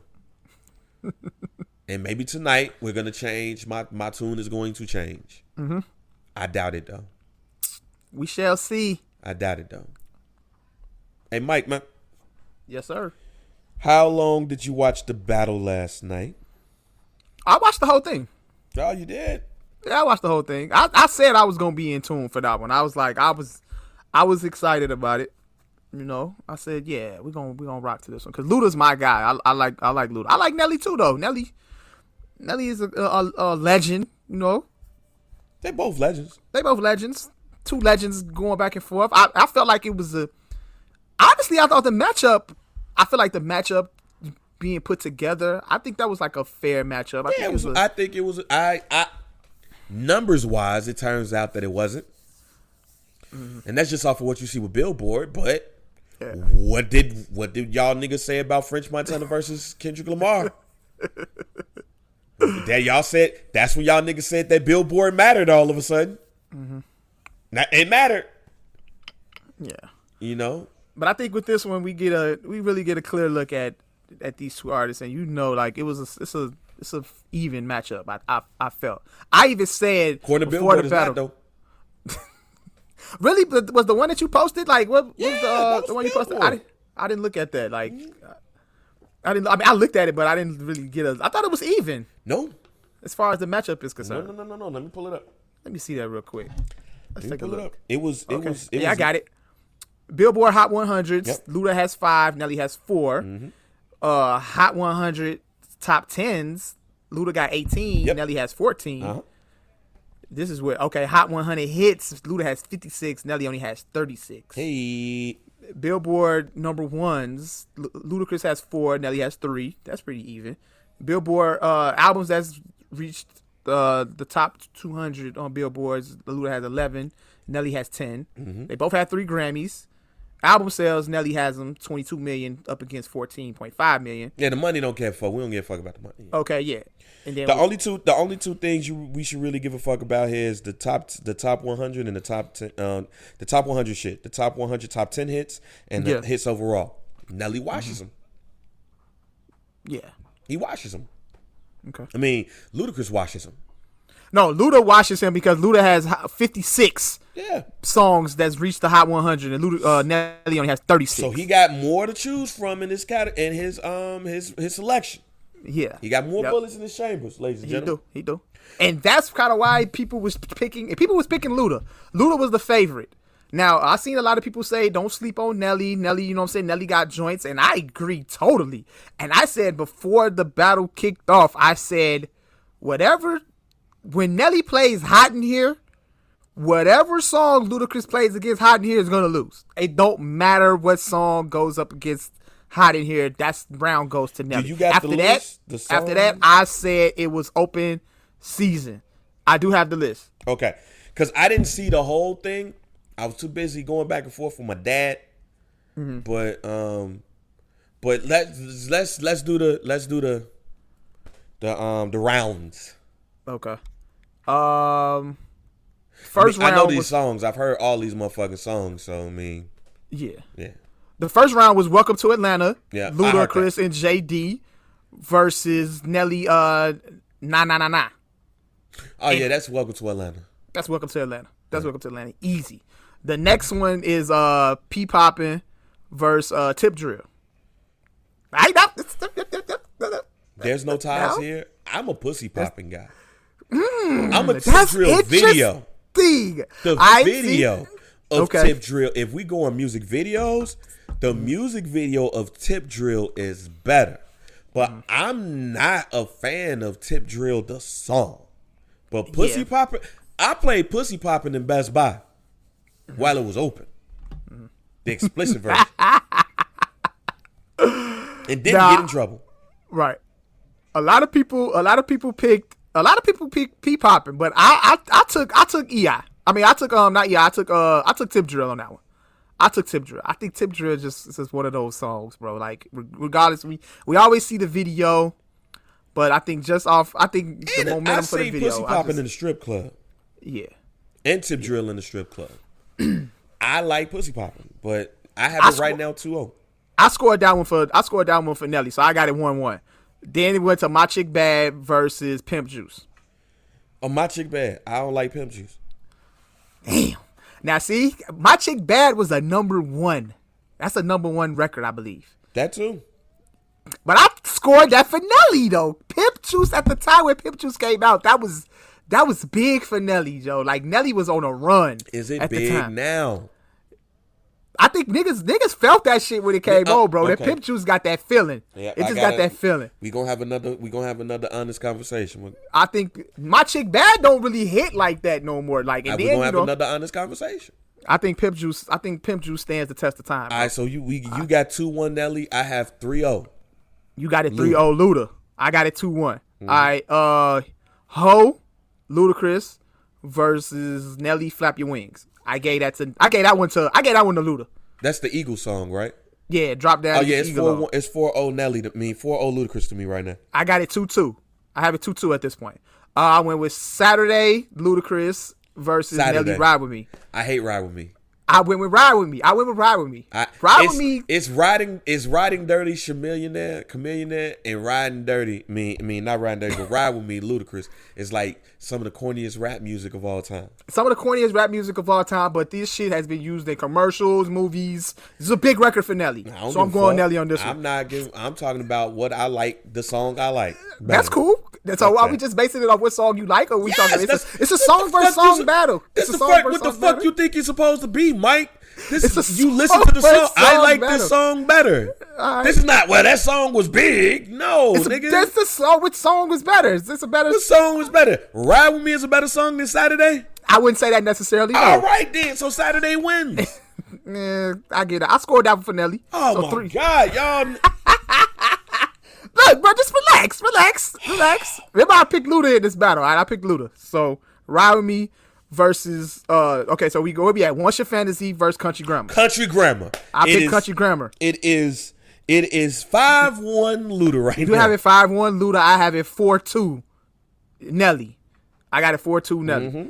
Now right here, this is when Ludacris just took off on a streak right here. This is where it goes. Nelly came with Body On Me featuring Akon and Ashanti. And then Luda comes back with Splash Waterfalls. Next. Yeah, that's 7-1. You got it 7-1. I have it 4-3. And then he comes with Nelly plays. Now this was a possible win for Nelly right here. Okay, this is when I actually started watching the battle. Okay, cool. Nelly plays the Jaheim record, My Place. This is a solid record. It's solid. This is a great record. That's a good song right there. Then Luda comes back with Sierra featuring himself. Oh. That's A1. That's Luda right there. So I got it 4. And that's the first TKO of the night, ladies and gentlemen. Yes. I mean, that's the first knockout of the night, ladies and gentlemen. And I got it. I have it at this point. Where you have it? What's the score? I have it 8-1 Ludacris. 8-1 Ludacris. I have it 5-4? So I have it 5-4 now. This is when Luda goes on the run. You got 5-4 Nelly. 5-4. No, I have it 5-4 Luda now. Okay. It was 4-4. I had it tied. So now it's 5-4. Wrong, but yeah, go ahead. I picked the songs I picked is for a reason. But anyway, go ahead. So you're right. It's a reason other than song quality. Go ahead. Nasty Girl. He plays the Nasty Girl off the Biggie duets. Terrible song. So at this point, we're doing like, okay, now they're going into the feature bag. We're going into the feature bag. No, Nasty Girl went against O. Didn't no, Nasty Girl went against Luda. Luda played. Wait, hold on. Let me see. Round 9 is O and Nasty Girl. So I'm sorry. My fault. I skipped it. My fault. This is when Ludacris went on the run. Roll Out versus Body On Me. That's Roll Out. Roll Out wins that. Then he went Splash Waterfalls versus My Place. And then O and Nasty Girl. So now we're at No O versus Nasty. So now we're at number 10, which was Made You Look remix versus Rock the Mic remix. Both of these songs. Wait, stop right there, bro. Both of these. First of all, neither one of these songs should have been played. Why not, bro? What, bro? They left songs off the chamber to put these songs on here, bro. First of all, you could talk that. You could say that shit about Rock the Mic, but Ludacris took the fuck off on the remix. He murked it. Ludacris gets this round, but he didn't even need to play that song. You're right. He didn't need to play that song. He played this song and took the fuck off. Rock the Mic remix was horrible. Yes. Horrible. That's why I said lie. No, I wasn't gonna lie. No, I wasn't gonna lie right there. It's 9-1 Ludacris, ladies and gentlemen. You have it 9-1. It's 9-1. I got another knockdown. I got it 6-4. 6-4. 6-4. I'm gonna tell you when I stop paying attention. It's the next round. This is not said it's over. Nah, wait. Okay, so Nelly plays Nelly. Wait, hold on. I got Nelly played 1,000 stacks. I don't even know what song that is. When I heard that song, I was like, what the fuck is this shit? Yeah, I don't even know what that is. And then Nelly started dancing like homie in the Teddy Riley shit. Yeah. But then this was the TKO. They could have stopped this shit after this round, cause he played his verse on Shorty Lowe's They Know. Got the fuck off. Took off. This is when I said last week, why y'all niggas how did Luda fall off? Because that nigga can rap to any fucking beat. How did he fall off?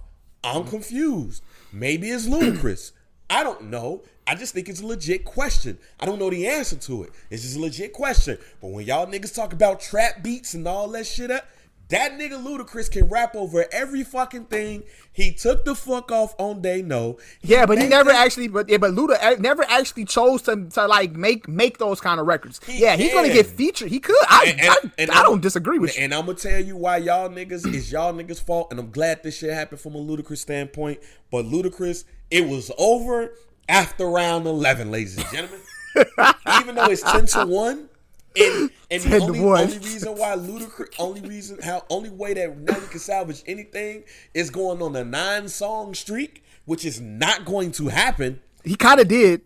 No, he didn't. This match is over with now, ladies and gentlemen. It ain't over. Literally can stop talking about this shit now. Not necessarily. This song. We can, because I'm gonna go ahead. Not necessarily. It was 10 right here for me, Mike. It wasn't 10 for me. I'm telling you, for me, that's why I said for me, this shit's over. You could have stopped it. But for some reason, you got this shit close. Not because of song quality, because of impact and shit like that. So it's not about impact, man. No, nigga, no. This shit is about song quality. Is the song good? See, this is how y'all fuck up battles, nigga. This is why I don't like this shit and how y'all fuck up battles. This is why ties happen. No, the song good, nigga. Is the song good when you listen to it now? It's a song good when you listen to it now. This is like me and the Eminem talk, nigga. I don't like them shits. So of course I'm going to give them zeros. But if it's one song, I'm not gonna give it a 0 because I don't like Eminem's. And I know if that song is better than this song right here, he's gonna get it. We ain't named but one song right now. Literally, we ain't named but one song that Nelly got that was better than Ludacris. To keep it a buck. Impact, of course. Some of the songs is off of the Diamond album. So Impact is gonna be straight. But y'all niggas is, we're gonna get shit because of Impact. No, it's a fucking goddamn trophy. The participation trophy. We ain't here for this shit. Be hard on these motherfuckers when it comes to this shit. I'm gonna say the rest for later. Cause your motherfucking ass is giving niggas ones for giving niggas some shit for humble ass songs. I ain't making no ties, bro. I'm just we agree to disagree on that part, okay? We had Usher versus song. We had Usher versus Is Put It in Your Mouth a better song than Tracy Lee the Thing? No. But which song had a bigger impact? Put It in Your Mouth? Yeah, so because of that, is it better? Fuck out of here. Come on, y'all. Stop bullshit. We know the song ain't better, bro. We know the song ain't better. We on number 12, Mike. You wildin' right now. No, I'm not. You go ahead. Usher versus Ludacris and Lil Jon, versus Where the Party At featuring Nelly. This is the closest to a tie. But Where the Party At wins here. Look at me, Mike. Really? Yes. Really? Yes. Nigga, you way out of you confusing me right now. Now you're confusing me. Where the Party At is a better song than I disagree, but no, I gave that one to Ludacris. Is a better song than Where the Party At. No, it's not. All right, that's cool. And I know a lot of people. Where the Party At is almost a lot of people. G. Wow. Where the Party At is almost a perfect song. Beat, cadence, nigga singing, nigga rapping, ad libs, all that shit. That shit is almost a perfect song. I like Where the Party At. I like Where the Party At. But Usher, it's a better record. It's the song that you hear at the white people club, my nigga. Man, that shit played everywhere. But you hear that now at the white people club. That's the hip hop song that's safe to play at the corporation party, nigga. Where the party at the job party. Where the Party At has stood the test of time. That song still goes up to this day. But at this point, that's just a preference song, right? Fam. But I'm gonna get to that shit at the end, man. Y'all niggas is stripping, fam. Stand Up versus Grills. Stand Up versus Grills. Where you at? I was almost at Grills. That's a song Nelly could have won. He could have won. I think I edged Ludacris on that one. I gave Luda that one. Edged Luda because of that song, and I wish that was a song that I rapped over that I could find, because I killed that beat. So by a close fucking margin, I gave it to Nelly. I gave it to Nelly because I hated Grills, but I liked that song. Okay. So by a close margin, I gave it to Nelly. So right now, I got 2 songs back to back from Nelly. Look at me. It is what? 10-3. It's 10-3. Southern Hospitality versus Air Force Ones. Niggas was waiting on this one. Niggas was waiting on this one. Look, bro, as much as I love Southern Hospitality, I'm going to get at the Air Force Ones, bro. I'm giving it to Southern Hospitality because that song was... Which one would I prefer to listen to? Southern Hospitality. Because it's a better song, Mike, so that's why you should pick it. But Southern Hospitality wins here for me. My criteria of picking the songs is different than yours, man. That shit's dumb as fuck, but go ahead. It's not. It's not. It is, Mike. It's not. I'm going to explain that shit later, but go ahead. All I Do Is Win featuring Shake Your Tail Feather. Oh, you goddamn better know this is All I Do Is Win. Get the fuck Shake Your Tail Feather, nigga. Oh, you fuck. Nigga. Stop. I'm not mad, bro. I'm Stop. not mad. Look, Stop. it's a preference Stop. record, bro. Mike. So Shake Your Tail Feather wasn't a big record. Is it a better song? It depends on what you at, what mood Nigga. you in, what you trying to listen to, bro. Nigga, stop. Stop, Mike. Man, Shake Your Tail Feather. I told you my criteria picking the records are different than yours, man. Fine, Mike, don't get me wrong. Big song on the soundtrack. Big song on the soundtrack. But to your point, this is the point. See, now I can switch it though. All I Do Is Win is the much bigger song than fucking Shake Your Tail Feather. Much bigger song. Nigga win the championship and they play that song. That's the new whoop. There it is. That's that shit. It's a much bigger song. We're gonna hear All I Do Is Win for the rest of your fucking life. We're not gonna hear Shake Your Tail Feather ever. They're not gonna put that on the radio. That's not gonna be a throwback song. They barely gonna play that shit on the throwback song at the crib. So to your point, the way you picking songs, this should be the song. This should lose. You're not making sense. This should lose based off you picking. But you know what? I'm gonna save that shit for later. All I Do Is Win is the better song. Period. Okay. But go ahead. You know what I'm saying? I have it 12-3. All right, go ahead. Where we at? Area codes versus Just a Dream. We already 13-3. I scored that one for Luda. I scored that one for Luda. This podcast almost ended if you picked Just a Dream, nigga. Moneymaker versus EI. All Yeah. right, I scored it for EI as well. See, I can flip both sides. You better. Go low, go low versus Get Like Me. How is that? How low? Yeah, how low? Yeah, how low? How low can you go versus Get Like Me? What the fuck can you mean? What are you talking about, nigga? How low? How low, bro? How low? I guess Get Like Me was a sleeper, but I'm going with how low. How low? Strip club shit. All right, Move Bitch versus Hot in Here. As much as I love Move Bitch, that's a fucking fire song, fam. Yo, no way you picking Move Bitch over Hot in Here, bro. Go ahead, tell me you picked Move Bitch. I know you did, didn't you? You did, didn't you? I know you did. This is hard, Mike. That's not hard. It's not hard, bro. Nah. I'm gonna tell you why I went. I'm gonna tell you why I went with EI though. What you talk? Why you went with? You mean why you go with Move Bitch? I mean, no. Why you go with Hot in Here? Okay, yeah. The reason why I went with Hot in Here is because Mystical's verse shits on Ludacris's verse. I accidentally did the suck, get my dick suck. How are you doing in front of Trey? I accidentally did. Oh shit. Yeah. Nah, Hot in Here. It's the bigger song, but because how I'm judging it by the nigga who rapping, Hot in Here wins. Okay, and then we got Lovers and Friends. Last joint, Lovers and Friends versus Dilemma. I got pussy off of Lovers and Friends is gonna win. So you picked Lovers and Friends over Dilemma. I literally got pussy off. I ain't getting no pussy off of Dilemma. I got pussy off of Lovers and Friends. All right. I'm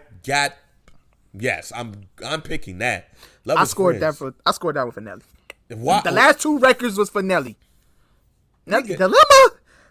First of all, Dilemma is a better song than Lovers and Friends. Nigga, no, it's not. And if you see Lovers and Friends in the club compared to Dilemma, oh my Have you seen Lovers and Friends in the club instead of I know that. I know. Fuck out of here with that shit. Even I got pussy off of that song, yes. So that's Impact, right? Is that Impact? No, that's Impact, and it worked for me, my nigga. But I don't want it. I'm not singing along with Dilemma. Dilemma is Kelly Rowland. That shit, Kelly Rowland gets the fuck off on that song.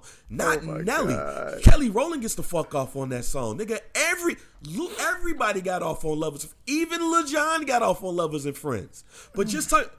Sometimes want to be your lover. Sometimes want to be your friend. Nigga, what? Come on. Y'all I don't disagree with you. I don't disagree with you, Bang. No cat. No. I don't disagree with you.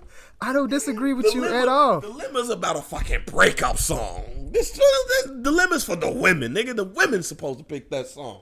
Lovers and Friends, nigga. Y'all, man, boy, y'all niggas, man. Look, I'm picking the song I got pussy to. Mm-hmm. We agree to disagree, but I'm not mad at you. Nigga out here picking up breakup songs, my nigga. It's a song battle. I'm picking which song. This nigga picking up breakup songs. Criteria picking the records are different than yours. Nigga, you it's a terrible way of picking these records, fam. It's not, no, it's not. It's not, man. Mike. I'm not mad at you. Okay. I'm not mad at you. I don't disagree with what you're saying. Matter of fact, explain your criteria picking these songs. I really want to get to know why this matchup was so close. Dog. Because let me see. I've only picked, it's 15-5, I think, for me. Let me go back. Let me give you an example of what's going on. Let me go back to... Just give me the criteria. The criteria. I always say that these songs, like, the battle is going to be based off which songs go against each other. Like, people just want to just, like, throw, like, yeah, Nelly got more hits than Luda, so Nelly's going to win. No, this is about these guys. It's a matchup. So these guys are going to play songs against each other. So at that point, whatever song these niggas is playing against each other, bro, that's where we comparing it at. I'm picking which songs I feel are the better song. Obviously, these niggas not playing Huff songs. Like, none of these songs are bad. These are not bad songs, man. Nelly played a couple bad songs. Nelly played a couple joints that he shouldn't have played, like the Ashanti Akon record. He should have never played that. Nelly left a lot of joints in the chamber, fam. He didn't play Batter Up. And that would have lost. Depend on which song it went against, Bang. That's necessarily true. There's no song on this list from Ludacris that Batter Up is better than. All right. Because he said the fish don't fry in the kitchen. Beans don't burn on the grill. Batter Up was fire. I don't give a fuck what you talking about. It's not better than any of the songs on Ludacris' list. What about Midwest Swing? It's not better than any of the songs on Ludacris' list. Then or now. I feel like depending on where he played. But you still didn't give your criteria. My criteria is like which song. I'm basing the songs off Impact too. I'm going off Impact, Bang. I like the songs. If the song is good, Impact, then I'm going off Impact too. Like, how did these songs affect this artist's career at the time when it came out? You know what I'm saying? Like, Ride With Me not just was a big song on a classic album, nigga. That shit was used in movies, commercials, nigga. Still to this day, motherfuckers using that song, bro. In shit. No, I'm not going, fam. Saturday was a great-ass song. That's the song that it went up against, Saturday. Saturday was used, too. They was using Saturday, like, on the NBA promos and shit like that, bro. But fuck that. Ride With Me is a bigger song than Saturday. Mike, just because a song is bigger, that does not mean it's better. That's my criteria, Bang. That's the one I'm using. It's a song battle. It's a song battle. But see, that's where y'all niggas get it fucked up, and that's why all this shit is fucked up. Because a song is big. Because if a song is bigger, that doesn't mean it's a better song. Nigga, half of Nelly's songs didn't even age fucking well. I don't disagree with you on that. If you don't disagree with that shit don't make any sense. Ride With Me is a song that... Mike, is the song better or not? Is this song better than this song did now forever? No. That's what you judge a song on. Nigga, is the song better or not? If you judge a song off Impact, then Nelly's going to win. But the impact is at that time. Nelly didn't win. That time I still had Luda winning. No, what I'm saying is the most impactful artist is going to be Nelly. It's not even fucking close who's more impactful, Ludacris or Nelly. Yeah, and even off of some of those songs, even Nellyville got some impactful fucking songs. Sweat and Suit got some impactful fucking songs. Exactly. But is the song better? This is why that whole Kendrick Lamar shit, it was irritating as fuck to me. Because, nigga, we know Kendrick Lamar has more songs on the fucking list than fucking goddamn. But that's why that battle wouldn't make any sense at all. Period. Like, it wouldn't even make sense. That's why we would never see that battle. Play the song. That's the impact. When you play that motherfucking song, what the fuck happened? For example, Lovers and Friends. I told you I got pussy off Lovers and Friends. I saw how that shit went up. I did too, bang. But listen, but the shit was also a cold ass fucking song. I don't disagree with you. Dilemma was a good song. But even if we talk about impact, that shit, the only impact that Dilemma fucking gives you is the fucking text message shit being wrong. She fucking texting in a fucking Excel instead of doing it the right way. Nelly songs, let's have an honest conversation about Nelly, ladies and gentlemen. Here's what I'm getting to. Them shits didn't age well, my nigga. A lot of them songs we heard in 2000, 2001, 2003, 2004 was cold for that a period of time. Give me an example of what songs Nelly didn't age well. Well, and I don't disagree with you, Bank. Look, I'm with you. Look, this is why, and I'm just showing you why I get what you're doing, but nigga, this ain't about, well, this is the impact of the month. Is the song good or not, ladies and gentlemen? Nelly didn't play whatever songs, whatever. Look, listen to me. Wait. Let me stop you right there. Whatever songs I gave Nelly 9 songs. So the 9 songs that I gave him are good songs. He played 20 records. Nigga. Nelly don't have Nelly. Pimp Juice is a terrible song, fam. No, it's not. Pimp Juice is a terrible fucking song. It's corny as fuck. First of all, saying Pimp Juice is corny as fuck. It was corny as fuck then. Pimp Juice was corny as fuck then. But because hip hop was so corporate and control, it was a catchy ass shit that you could go ahead and make some juice out of and doing all that shit. But Pimp Juice was corny as fuck then, and it is extremely corny as fuck now. Niggas was two-stepping and bopping. Nigga, it's extremely corny as fuck now. Yes, we was. I just said there's songs we listen to at the moment. It was like, oh, okay. But now, 20 fucking years later, you listen to that song, and it goes into the category of, damn, what the fuck was I listening to? I was listening to this shit. Damn, they got me on this one. That song is terrible now, fam. I listened to Pimp Juice. I'm fucking arguing with my goddamn daddy yesterday, and Pimp Juice came on, and that shit got me flustered. Because I was like, what the fuck is this shit? Nigga, it was Pimp Juice. That song's terrible, fam. That shit didn't age well. Nasty Girl, back then, it was cool. 2-step, all right, cool. Now, if that shit came on at a wedding, you're sitting the fuck down. That shit shouldn't come on at a wedding. Because it was terrible. It's terrible as fuck now. And we didn't realize it was terrible as fuck then because we just like Nelly. But I'm going to tell you a song that over time has grown. It's Where the Party At. Where the Party At was nice then. But you listen to Where the Party At now, it's like, damn, this really was a good motherfucking ass song. Don't disagree with you at all. It aged well. I'm sorry, niggas. Nelly got a whole bunch of shit that just didn't age well. And Ludacris does too. He does too. Absolutely. I said on Summer Sessions last night that I understand where this battle even made me understand even more about what you was talking about with Busta Rhymes. How, hey man, that shit was cold then, but you know what? Shit just didn't age well. And you listen to the shit now, it's like, a lot of shit didn't age well. So don't get me wrong. We know this shit had impact. We know that shit coming in the gate. We know coming in the gate that everything that they gonna play gonna have some type of impact unless they give you a deep ass B-side. We know that shit. That's why when you look at the graphic, it says this This nigga had this many Billboard hits compared to this nigga. But when you do the impact shit, you fall victim to the Tekashi 6ix9ine shit. Where this nigga sit up here and tell you, I'm 10 for 10 on Billboard, but you like, but them shit's not hot, G. And 10 years later down the line, it's like, that shit's not going. But we do a battle with Tekashi 6ix9ine, and he was like, well, that shit hit the Billboard. No, it was impactful, so I'm gonna pick that song. No, nigga, what if I went through these songs right now? We gonna go through these shits again, and I'm gonna ask you these questions. Every question is going to be built on which song is the better song when you hear it. Like I said, bang, but whatever. No. Like, is Mike, that? I'm about to go. We got to go through them again, Mike. Oh my God. Yes.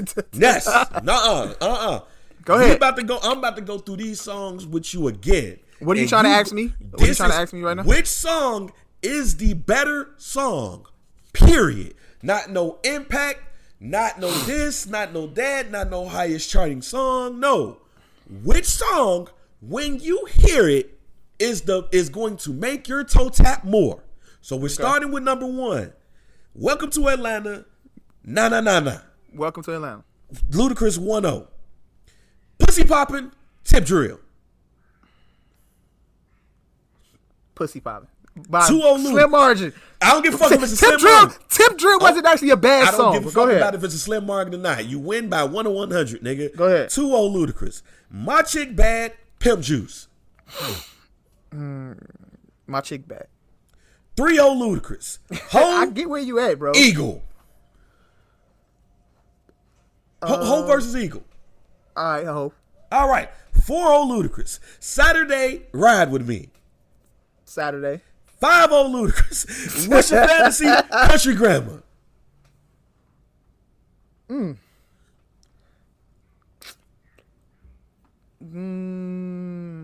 What's your fantasy? 6-0 Ludacris. Okay. Roll out. Body. 7-0 Ludacris. Splash Waterfall, my place. Splash Waterfall. 8-0 Ludacris. Oh, nasty girl. Oh. 9-0. Major Look, rock the mic.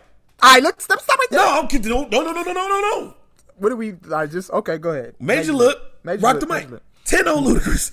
They know 1,000 stacks. They know. 11-0 Ludacris. Yeah, where the party at? I'm taking 12-0 Ludacris. Stand up, grills. Stand up. Ludacris. Southern Hospitality, Air Force Ones. Southern Hospitality. 14 Ludacris. All I do is win. Shake your tail feather. All I do is win. 15 Ludacris. Area code, just the tree. Area code. 16 Moneymaker and EI. I think I'll take EI on this one. It's 15-1. I'll take EI on that one. Get low, get like me. How low? I take how low? 18.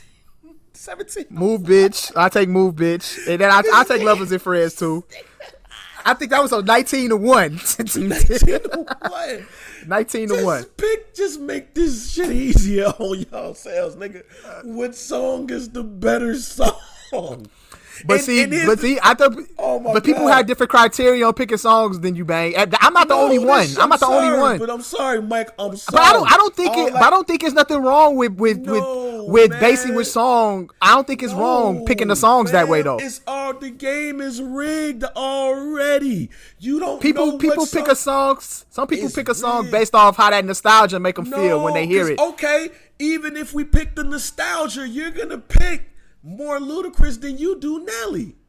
And I did, and I picked more Luda. I have Luda winning. But what I'm saying is this, nigga, nostalgia is what it is. Nostalgia is cocaine, nigga.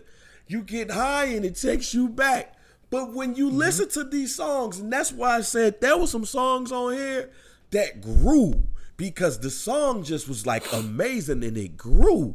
But there's some songs on both of these niggas' ends where you was like, because I'm gonna give you songs from Nelly that just didn't age well to me. Just like and Mike Love, shouts out to Mike Love, he said it best, man. A great song is a great song no matter what. No matter when you put money behind, and that's the other part of it too, because niggas put money behind songs to make that shit go bigger. than what it should be. Promotion, all that shit, billboards, commercials.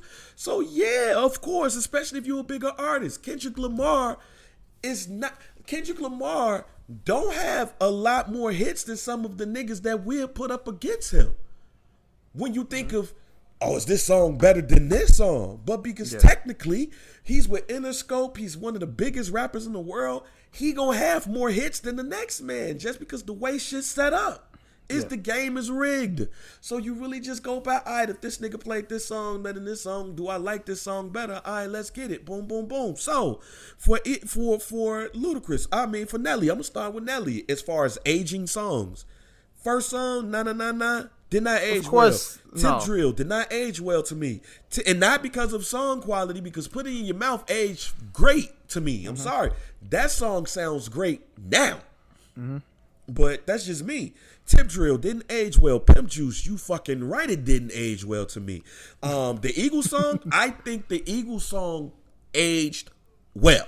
Really? Yes, I think that song is because of what's going to happen when that song comes on. I think that beat's nice. That she got her sweat dripping. I think that's a great song now. It's just not better than the song that it went up against. All right. We agree to disagree. I mean, we can. I'm just telling you that.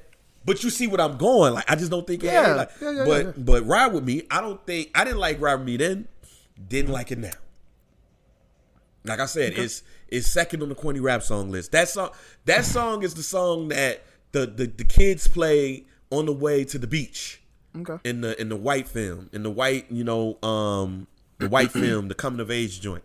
Country Grammar, I think aged well. I think so too. I think it aged well. My Place, no. Nasty Girl, hell no. Rock the Mic remix, I'm still disappointed that they was on the remix. I'll tell Benny Siegel, like, yo, I was done for that shit. 100 Stacks, no. What a Party At? I think What a Party At is an amazing song at 38 years old. Grills, kinda, because people just don't talk about Grills no more. But I like that song. Like, that's the song why I do think back and like, oh, okay, but I like Grills. Air Force Ones, I think aged well. Okay. And that beat just hard than a motherfucker too. Like, that beat hard than a motherfucker. Shake Your Tail Feather, hell no. Just a Dream, get the fuck out of here. That's the song that you play at the end of that coming of age movie. I think aged well. Get Like Me, no. Hot in Here and Dilemma, I do think Dilemma aged well. I think that's a great song between two people. You know what I'm saying? It's good. Now let's go to Ludacris. Welcome to Atlanta will never, ever get old to me. Okay. That's an anthem. Nigga, that's their national anthem. That's their national anthem. Nigga, play that. Put your hand over your heart. Put your hand over your heart and recite whatever lyrics you want to. Pussy Poppin', I think aged well, even though the content matters. But I think Pussy Poppin' aged well. If to this day Pussy Poppin' can get played in a strip club, then it aged well. Yes. Oh yeah. Can it get played in the strip club? Yes. To this day? All right, cool. Then it aged well. Hold on for a second. Bang be tripping, y'all. He be tripping, y'all. Bang is tripping. Nah, that ain't how we scored it. We scored it. I scored it. I think I scored. I scored the shit fairly, B. That's fair. I'm fair. It's 2020, nigga. You know what I'm saying? Fuck out of here with this shit. All right. What else? Where we at? Roll My Out. Chick Bad. Oh, no, Saturday. You know what? No, My Chick Bad. No, My Chick Bad. Oh yeah, My Chick Bad. My Chick Bad aged well. I think My Chick Bad is a dope song. And what's crazy is I didn't like it that well when I first heard it. Okay. I'm not mad at that either because I like My Chick Bad as well. Yeah. But I think it aged decent. I think Ho did not age well. I don't think it did neither. It's like it was. I think it was fire at that time, but I think it's kind of corny now. Yeah, but I like it over. I like it over the Eagle song. Like I do. Okay. I mean, yeah. Saturday. I think Saturday is a dope ass song. And I didn't when I listened to it this morning, I was like, damn, this nigga was in his pocket in the song. So I think Saturday is matter of fact, Saturday might be Ludacris' most underrated song. Okay. Roll Out. What's your fantasy? I mean, What's Your Fantasy? Yeah, What's Your Fantasy aged well. Okay. I think What's Your Fantasy is cold now. Okay. Rollout. Rollout didn't age well. Nah, it didn't age well. Splash Waterfalls. Yes. Yeah. I think Splash Waterfall still go up to this day. Yeah. Oh no. Yeah. Okay. I mean, that's what the Sierra hardest records. Well, you know what? You know why I give it a because Sierra ain't doing shit. Okay. Like that was a dope ass but you saw that motherfucker in the club and shit, and bitches did be doing a little slow whine to the ground. You know what? Yeah. So it's still a good song. It's still a good song, but I don't think DJs really run to that. I don't think they are running to that song right now. I don't think they really run to that shit.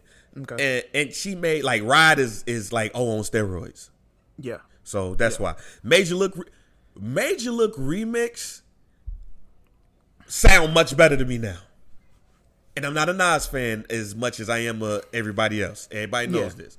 But Major Look though. The Major Look remix though, whew. Yeah. And he took the fuck off. So yes, it aged well to me. They know, nigga. They know it's legendary. Just keep that moving.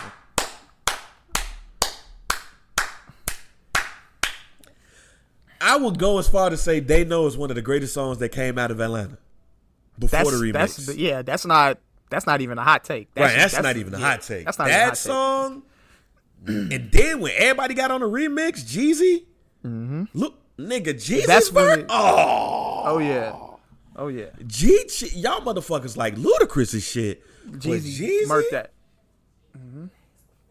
Yep. So man. Yeah. Go ahead and say that shit didn't age It well. didn't age well. It didn't age well. The whole fuck. Get back there, remind me back.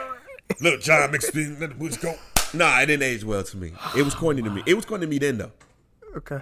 It didn't age well to me. And it was corny to me then. When they said that Ludacris didn't want Lovers and Friends released, I was pissed. So yeah.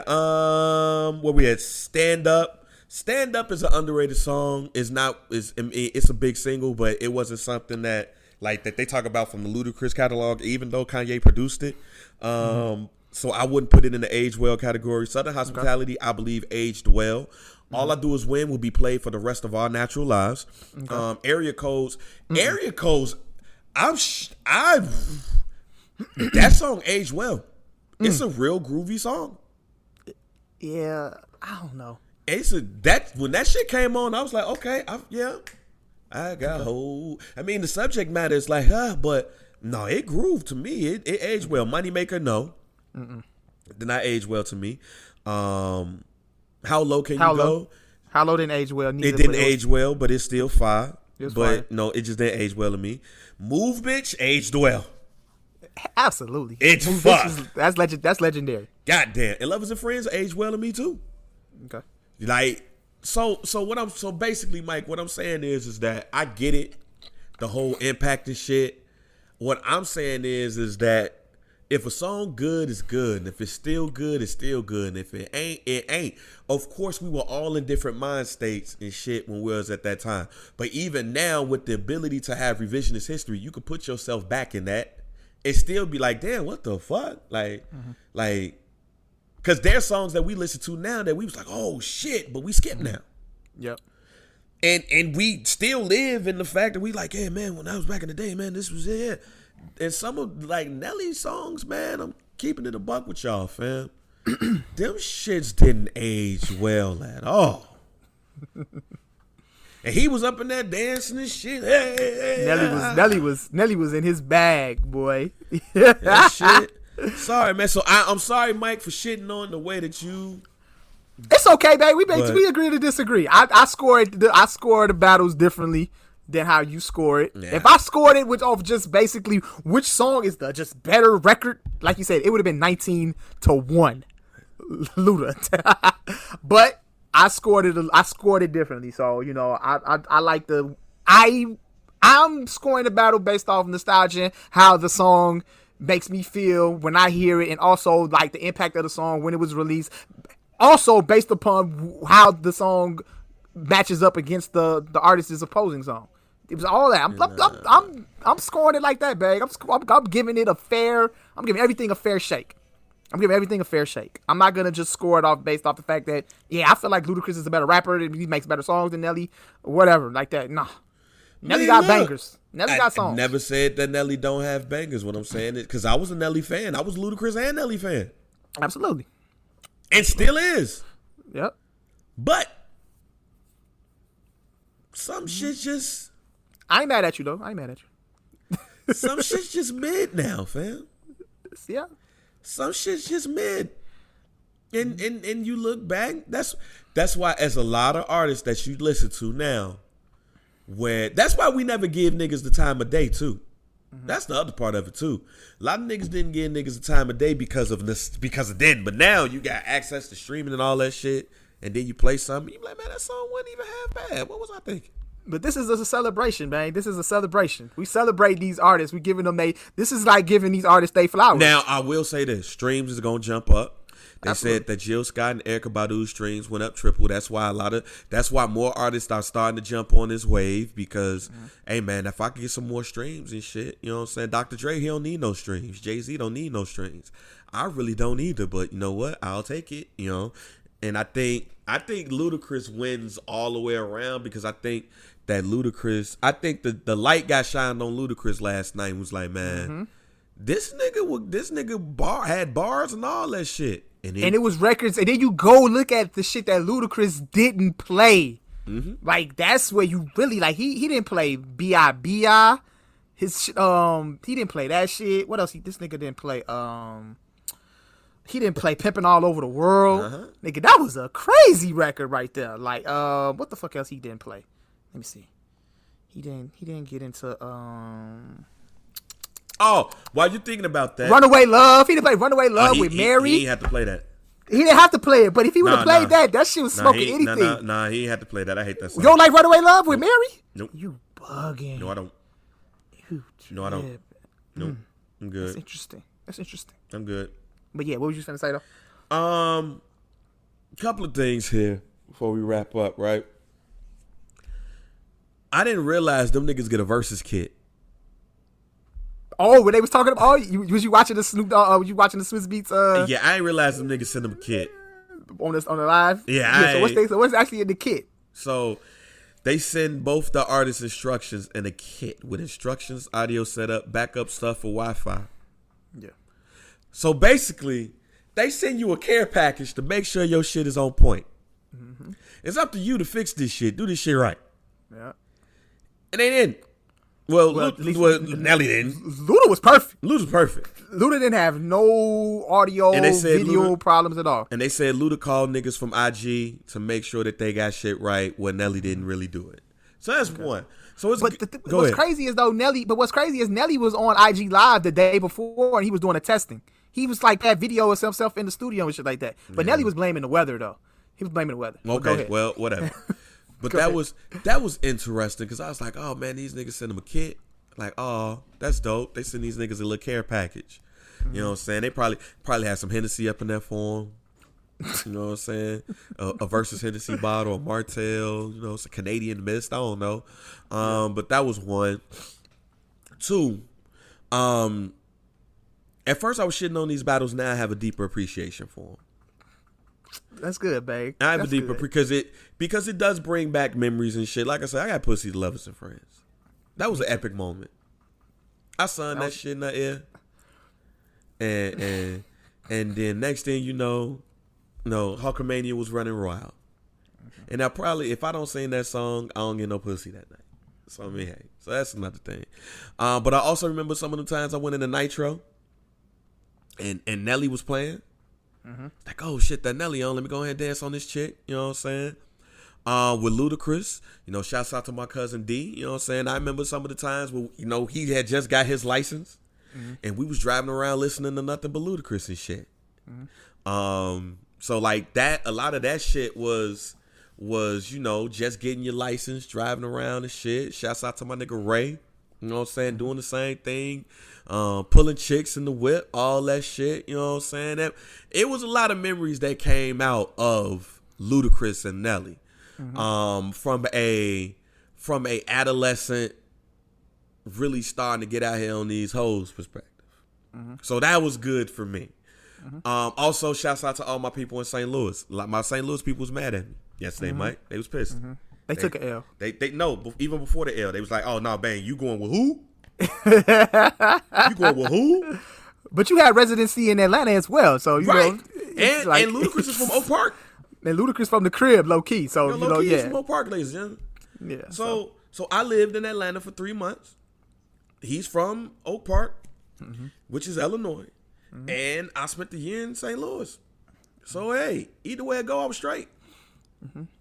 It's a win-win-win for you. It was a win-win. Yep. So I mean, hey, But St. Louis got to hold the L though. they got hold the L. They got hold the L. And then it's good to get these people back in the limelight. You know, it's good to see these people get their flowers. Which actually makes me anticipate 3 6 Mafia and Bone Thugs and Harmony even more. I'm gonna check it out, but that's gonna be a wash for 3-6, I think. But I may be wrong. I We'll don't, see. man. Now, We'll see.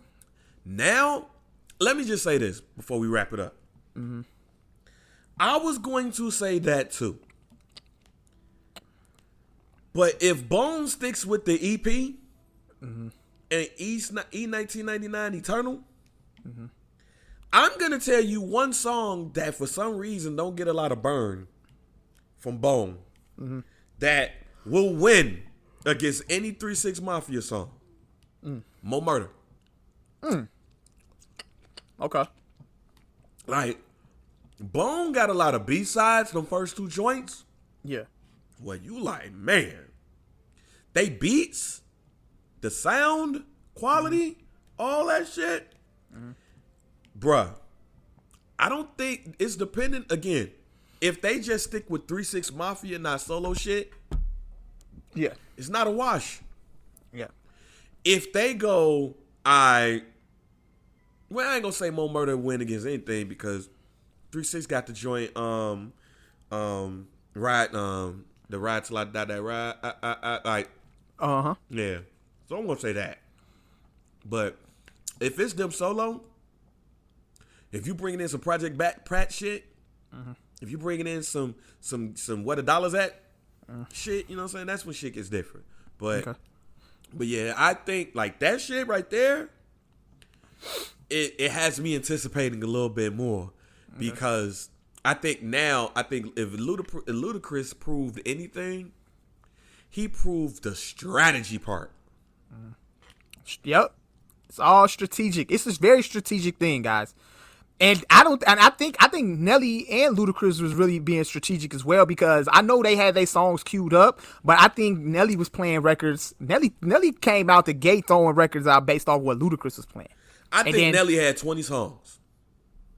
Yeah, and but I think Ludacris had folders. Okay. If you put, and I don't think they had them in order though. Like I think they had the Audible. Nelly and Ludacris was both Audible and shit. I don't think Nelly was audible.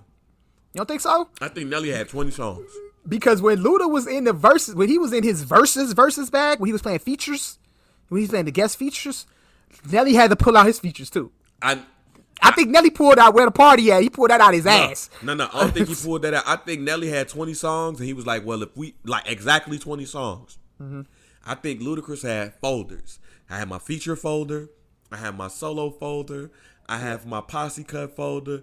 And already had it like, okay, if he go in this direction, I'm going to have to pull from this folder. Okay. And let me. Yeah, I saw that. I think Nelly just had this 20 songs and did his line and was ready.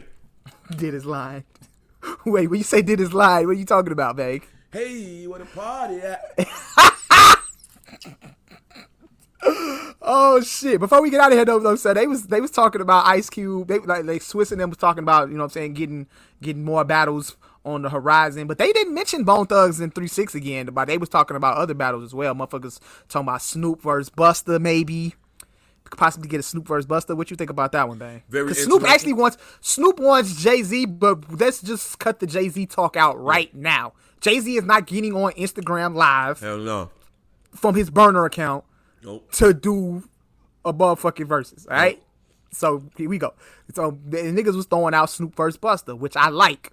I think I like that, and I think I agree with Swiss and them niggas when they was talking about it's more so not just that the matchups make sense. It's more so the matchups. You know what I'm saying? It's kind of like East versus West. Kind of like we don't see this one coming. And I think both of their catalogs, I think both of them could get 20 records. Oh, they both got 20 records. Well, obviously they both got 20 records, yeah, but they both could have 20 records up against each other. But Snoop, that's not a matchup. Snoop won that. Oh yeah, nigga. Snoop would just play every song off the first album. Nigga, look. Snoop could play every song off of Doggy Style. Mm-hmm. Just give you one song. Snoop, wait a minute. Hold on. If we talking about washes. That's a wash from Snoop? You fucking right. That's a wash. Deep cover. And no song from Busta's beating deep cover. Okay. No song from Snoop. No song from Busta's beating ain't nothing but a G thing. No song. No song from Busta Rhymes is defeating any of the songs off of the first album from Snoop. Well, we know Snoop not gonna play all the first album though. I'm just saying. I'm just giving you. If that nigga could play a song off the Dogfather or one of the No Limit joints, but shit, even when you get to Snoop and Pharrell, Drop It Like It's Hot. What song from Busta playing beating that? Hey, he could throw Touch It. Touch It ain't beating none of them bitches. Drop It Like It's Hot versus Touch It. It's not. No. You said Drop It Like It's Hot. Beautiful. No songs beating Beautiful. I don't think Busta got no kind of record. Nigga, like that. Snoop is going to have to play songs from the Dogfather, the first two No Limit joints, and Snoop Lion. Nah, I think Snoop will win, but he could play a song off the gospel joint, and it'll win a song. It'll win a round. That's interesting. What about LL versus Ice Cube? Ooh, Would you be interested in that? you fucking right, I would. Now the only thing is, LL made a good point about this though. He said that it'll be a dope ass matchup, but would Ice Cube be able to match LL's vibe? Because you know LL got the lady records. Ice Cube, you look at Ice Cube's catalog, he don't have records like Hey Lover. He don't have a better song is a better song, nigga. I'm not for that. We gotta have a nigga that have this many female songs. If that nigga play Hey Lover, that nigga's gonna play Check Yourself. Oh man, so no Vaseline versus Lounging. Goddamn, Yup. that's what we doing. Yup. Is the song better, fam? Ooh. Is the song better? Only thing I care for is genre versus genre. So it got to be an R&B nigga versus R&B nigga. I see. That's where we disagree at too. But I understand where you at though. It has to be a woman versus a woman, a man versus a man. It has to be a female rapper versus a female rapper. It has to be a male rapper versus a male rapper. I don't have to like this. Nigga, Tyrese versus Dr. Dre is that's the shit that don't match. Yeah, they was talking about like mixing the shit up a little bit. Fuck all that. You can't do the Tyrese versus Genuine though. Hey. Yeah, we need that. Niggas don't like each other like that somewhat. You know, shit like that, nigga. Is one of the OJs, one of the Otis from the Temptations still, is all four tops alive? Is one of the four tops alive? Nigga do that shit for the old heads. You know what I'm saying? Wow, them niggas ain't get... That'd be worse than fucking how Teddy Riley and Babyface first I mean, nah, not really, because them niggas ain't gonna do too much. We just gotta tell them don't play the whole song. Man. But imagine for the love of money, like if the OJs go up against somebody and they play for the love of money. Mm-hmm. And then like somebody play some nigga, some old niggas, some other old niggas, shit, old niggas be like, oh shit, the Dusties are out. Nigga, all I'm saying is I'm cool with rap versus rap, R&B versus R&B. Absolutely. I don't have to get the nigga who catered to the female, because LL for years was the only nigga that was really catering to females. Pac dead. Mm-hmm. So like he was the only nigga that was really catering to females for a while, because everybody else we said was corny. LL not gonna go up against Drake. Mm-hmm. So shit, and then LL, cause And then LL could still put out his street records. And I still was have just the about to say that competition. too. Like, say for instance, if LL just left his lady records in the bag, He left got them. more street records than lady records. I was about to say he could still match up with Ice Cube if he leaves He his can still ladies match joints. up against Ice Cube and win. It's I not agree. a wash. I agree. Like, he's not a wash, but if that nigga play Who Do You Love, nigga, check yourself coming. But Who Do You Love go weird though. No, it's not. Nigga, Check Yourself is one of the greatest rap songs of all time. Yep, you right. So that shit is beating a lot of songs from LL. Hard records or not. That's why I say is Shit, the LL record versus better. I think LL versus Snoop might be more. That's right. Snoop got them grooves. That's a battle that's closer. If we want to do, closer. if we want to do the, like, well, let's match up. If we want to do that, Snoop versus LL should be next week. And this nigga LL gonna have a hat on backwards, licking his lips the whole fucking battle, talking about some So this song right here, I was with DJ Ready Rock. You know what I'm saying? In 1984, and I just wanted to create a song that was gonna fit to let everybody know how I was coming. So it came up with this song. Oh, ain't nobody rap quite like I can. I take a muscle bound man, put his face in the sand. Then Snoop come on like, hell yeah, that song, man, 1984. We was out in LA, the goddamn Olympics was coming, and we was feeling ourselves. I was just a young shorty, and I was like, man, that nigga LL, we just want to be like this nigga. But you know what? We had to do things from our way, Jack coming up. So this song right here, it was a song that really put me on the map, man, and it made me let the world know how I was coming. Doom doom doom doom doom doom doom doom doom doom doom. Now, but what happens when what happens when Snoop play Ride for My Niggas? Ride with My Niggas. It's going up. It's going up. So that's why I say song quality reigns supreme, because that song. But song quality, that's Ride for My Niggas. That's a song. That's a great song, but it also got that impact too, though. But it wasn't one of the bigger songs. But you can hear that shit right now at a motherfucking HBCU joint. Yeah, absolutely. All that. So that's what I'm saying. I get the impact shit, but is the song good at the end of the day? And if LL and Ice Cube want to do it, that's dope. That's dope.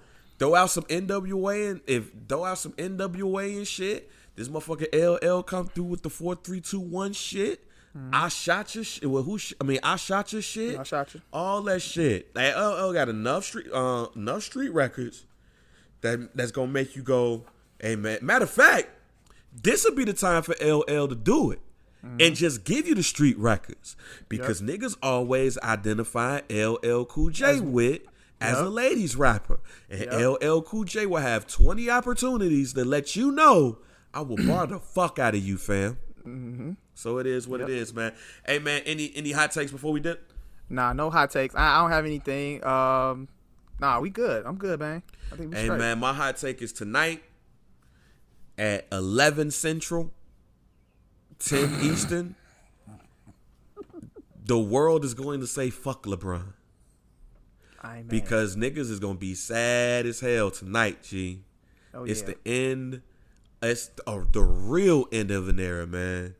This might be, unless Horace Grant want to do his own documentary with Bleacher Report, unless Scottie Pippen want to do his own documentary with Stadium, like, we're not going to get another documentary like what we have with the inside look of the team that really ushered in a new wave of the spotlight of basketball.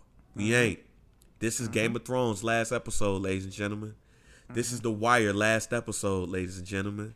We gonna cry tonight. This is Oz last episode. This is Breaking Bad last episode. This is fucking Jax on the motorcycle. On the motorcycle, I cried like a motherfucker. Like on the motorcycle, killing himself.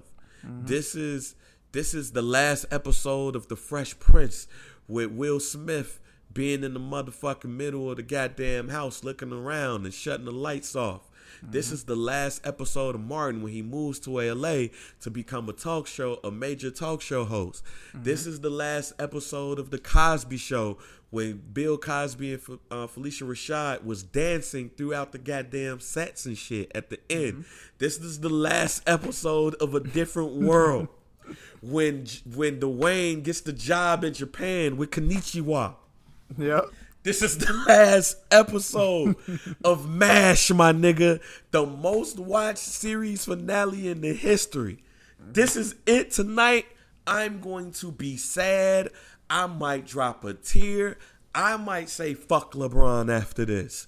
But man, it's a wrap tonight, man. That's what it is. It is what it is, man. So make sure y'all follow us on the What Digital Network of podcasts. Make sure you check us out wherever you listen to podcasts. Tell Alexa to listen to us too, to play us too. And make sure you follow us at Some Dude Pod on Instagram.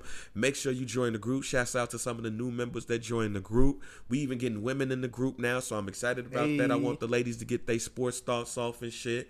Or music thoughts, whatever y'all want to do. Music thoughts too. Tell us why Nicki Minaj is the greatest rapper of all time, ladies. I don't know. But get your thoughts off. And man, hey, did you talk to Sparks? I did, bro. He on that shit right now, but I got you covered. I'm gonna text him again. Motherfucker, we mixing on Facebook and shit. No, yeah, I got him. I'm gonna text. I'm gonna hit him up today. Hey, happy early birthday to the homie JR Bang. Oh yeah, man, my birthday is on Thursday. Absolutely, that's what it is, man. But other than that, we good, man. It's your boy Mike B, JR Bang, Some Dude Pod. We out of here. Peace. Yo, it's your girl Night Kel, and this is Some Dude Podcast. We out. Peace.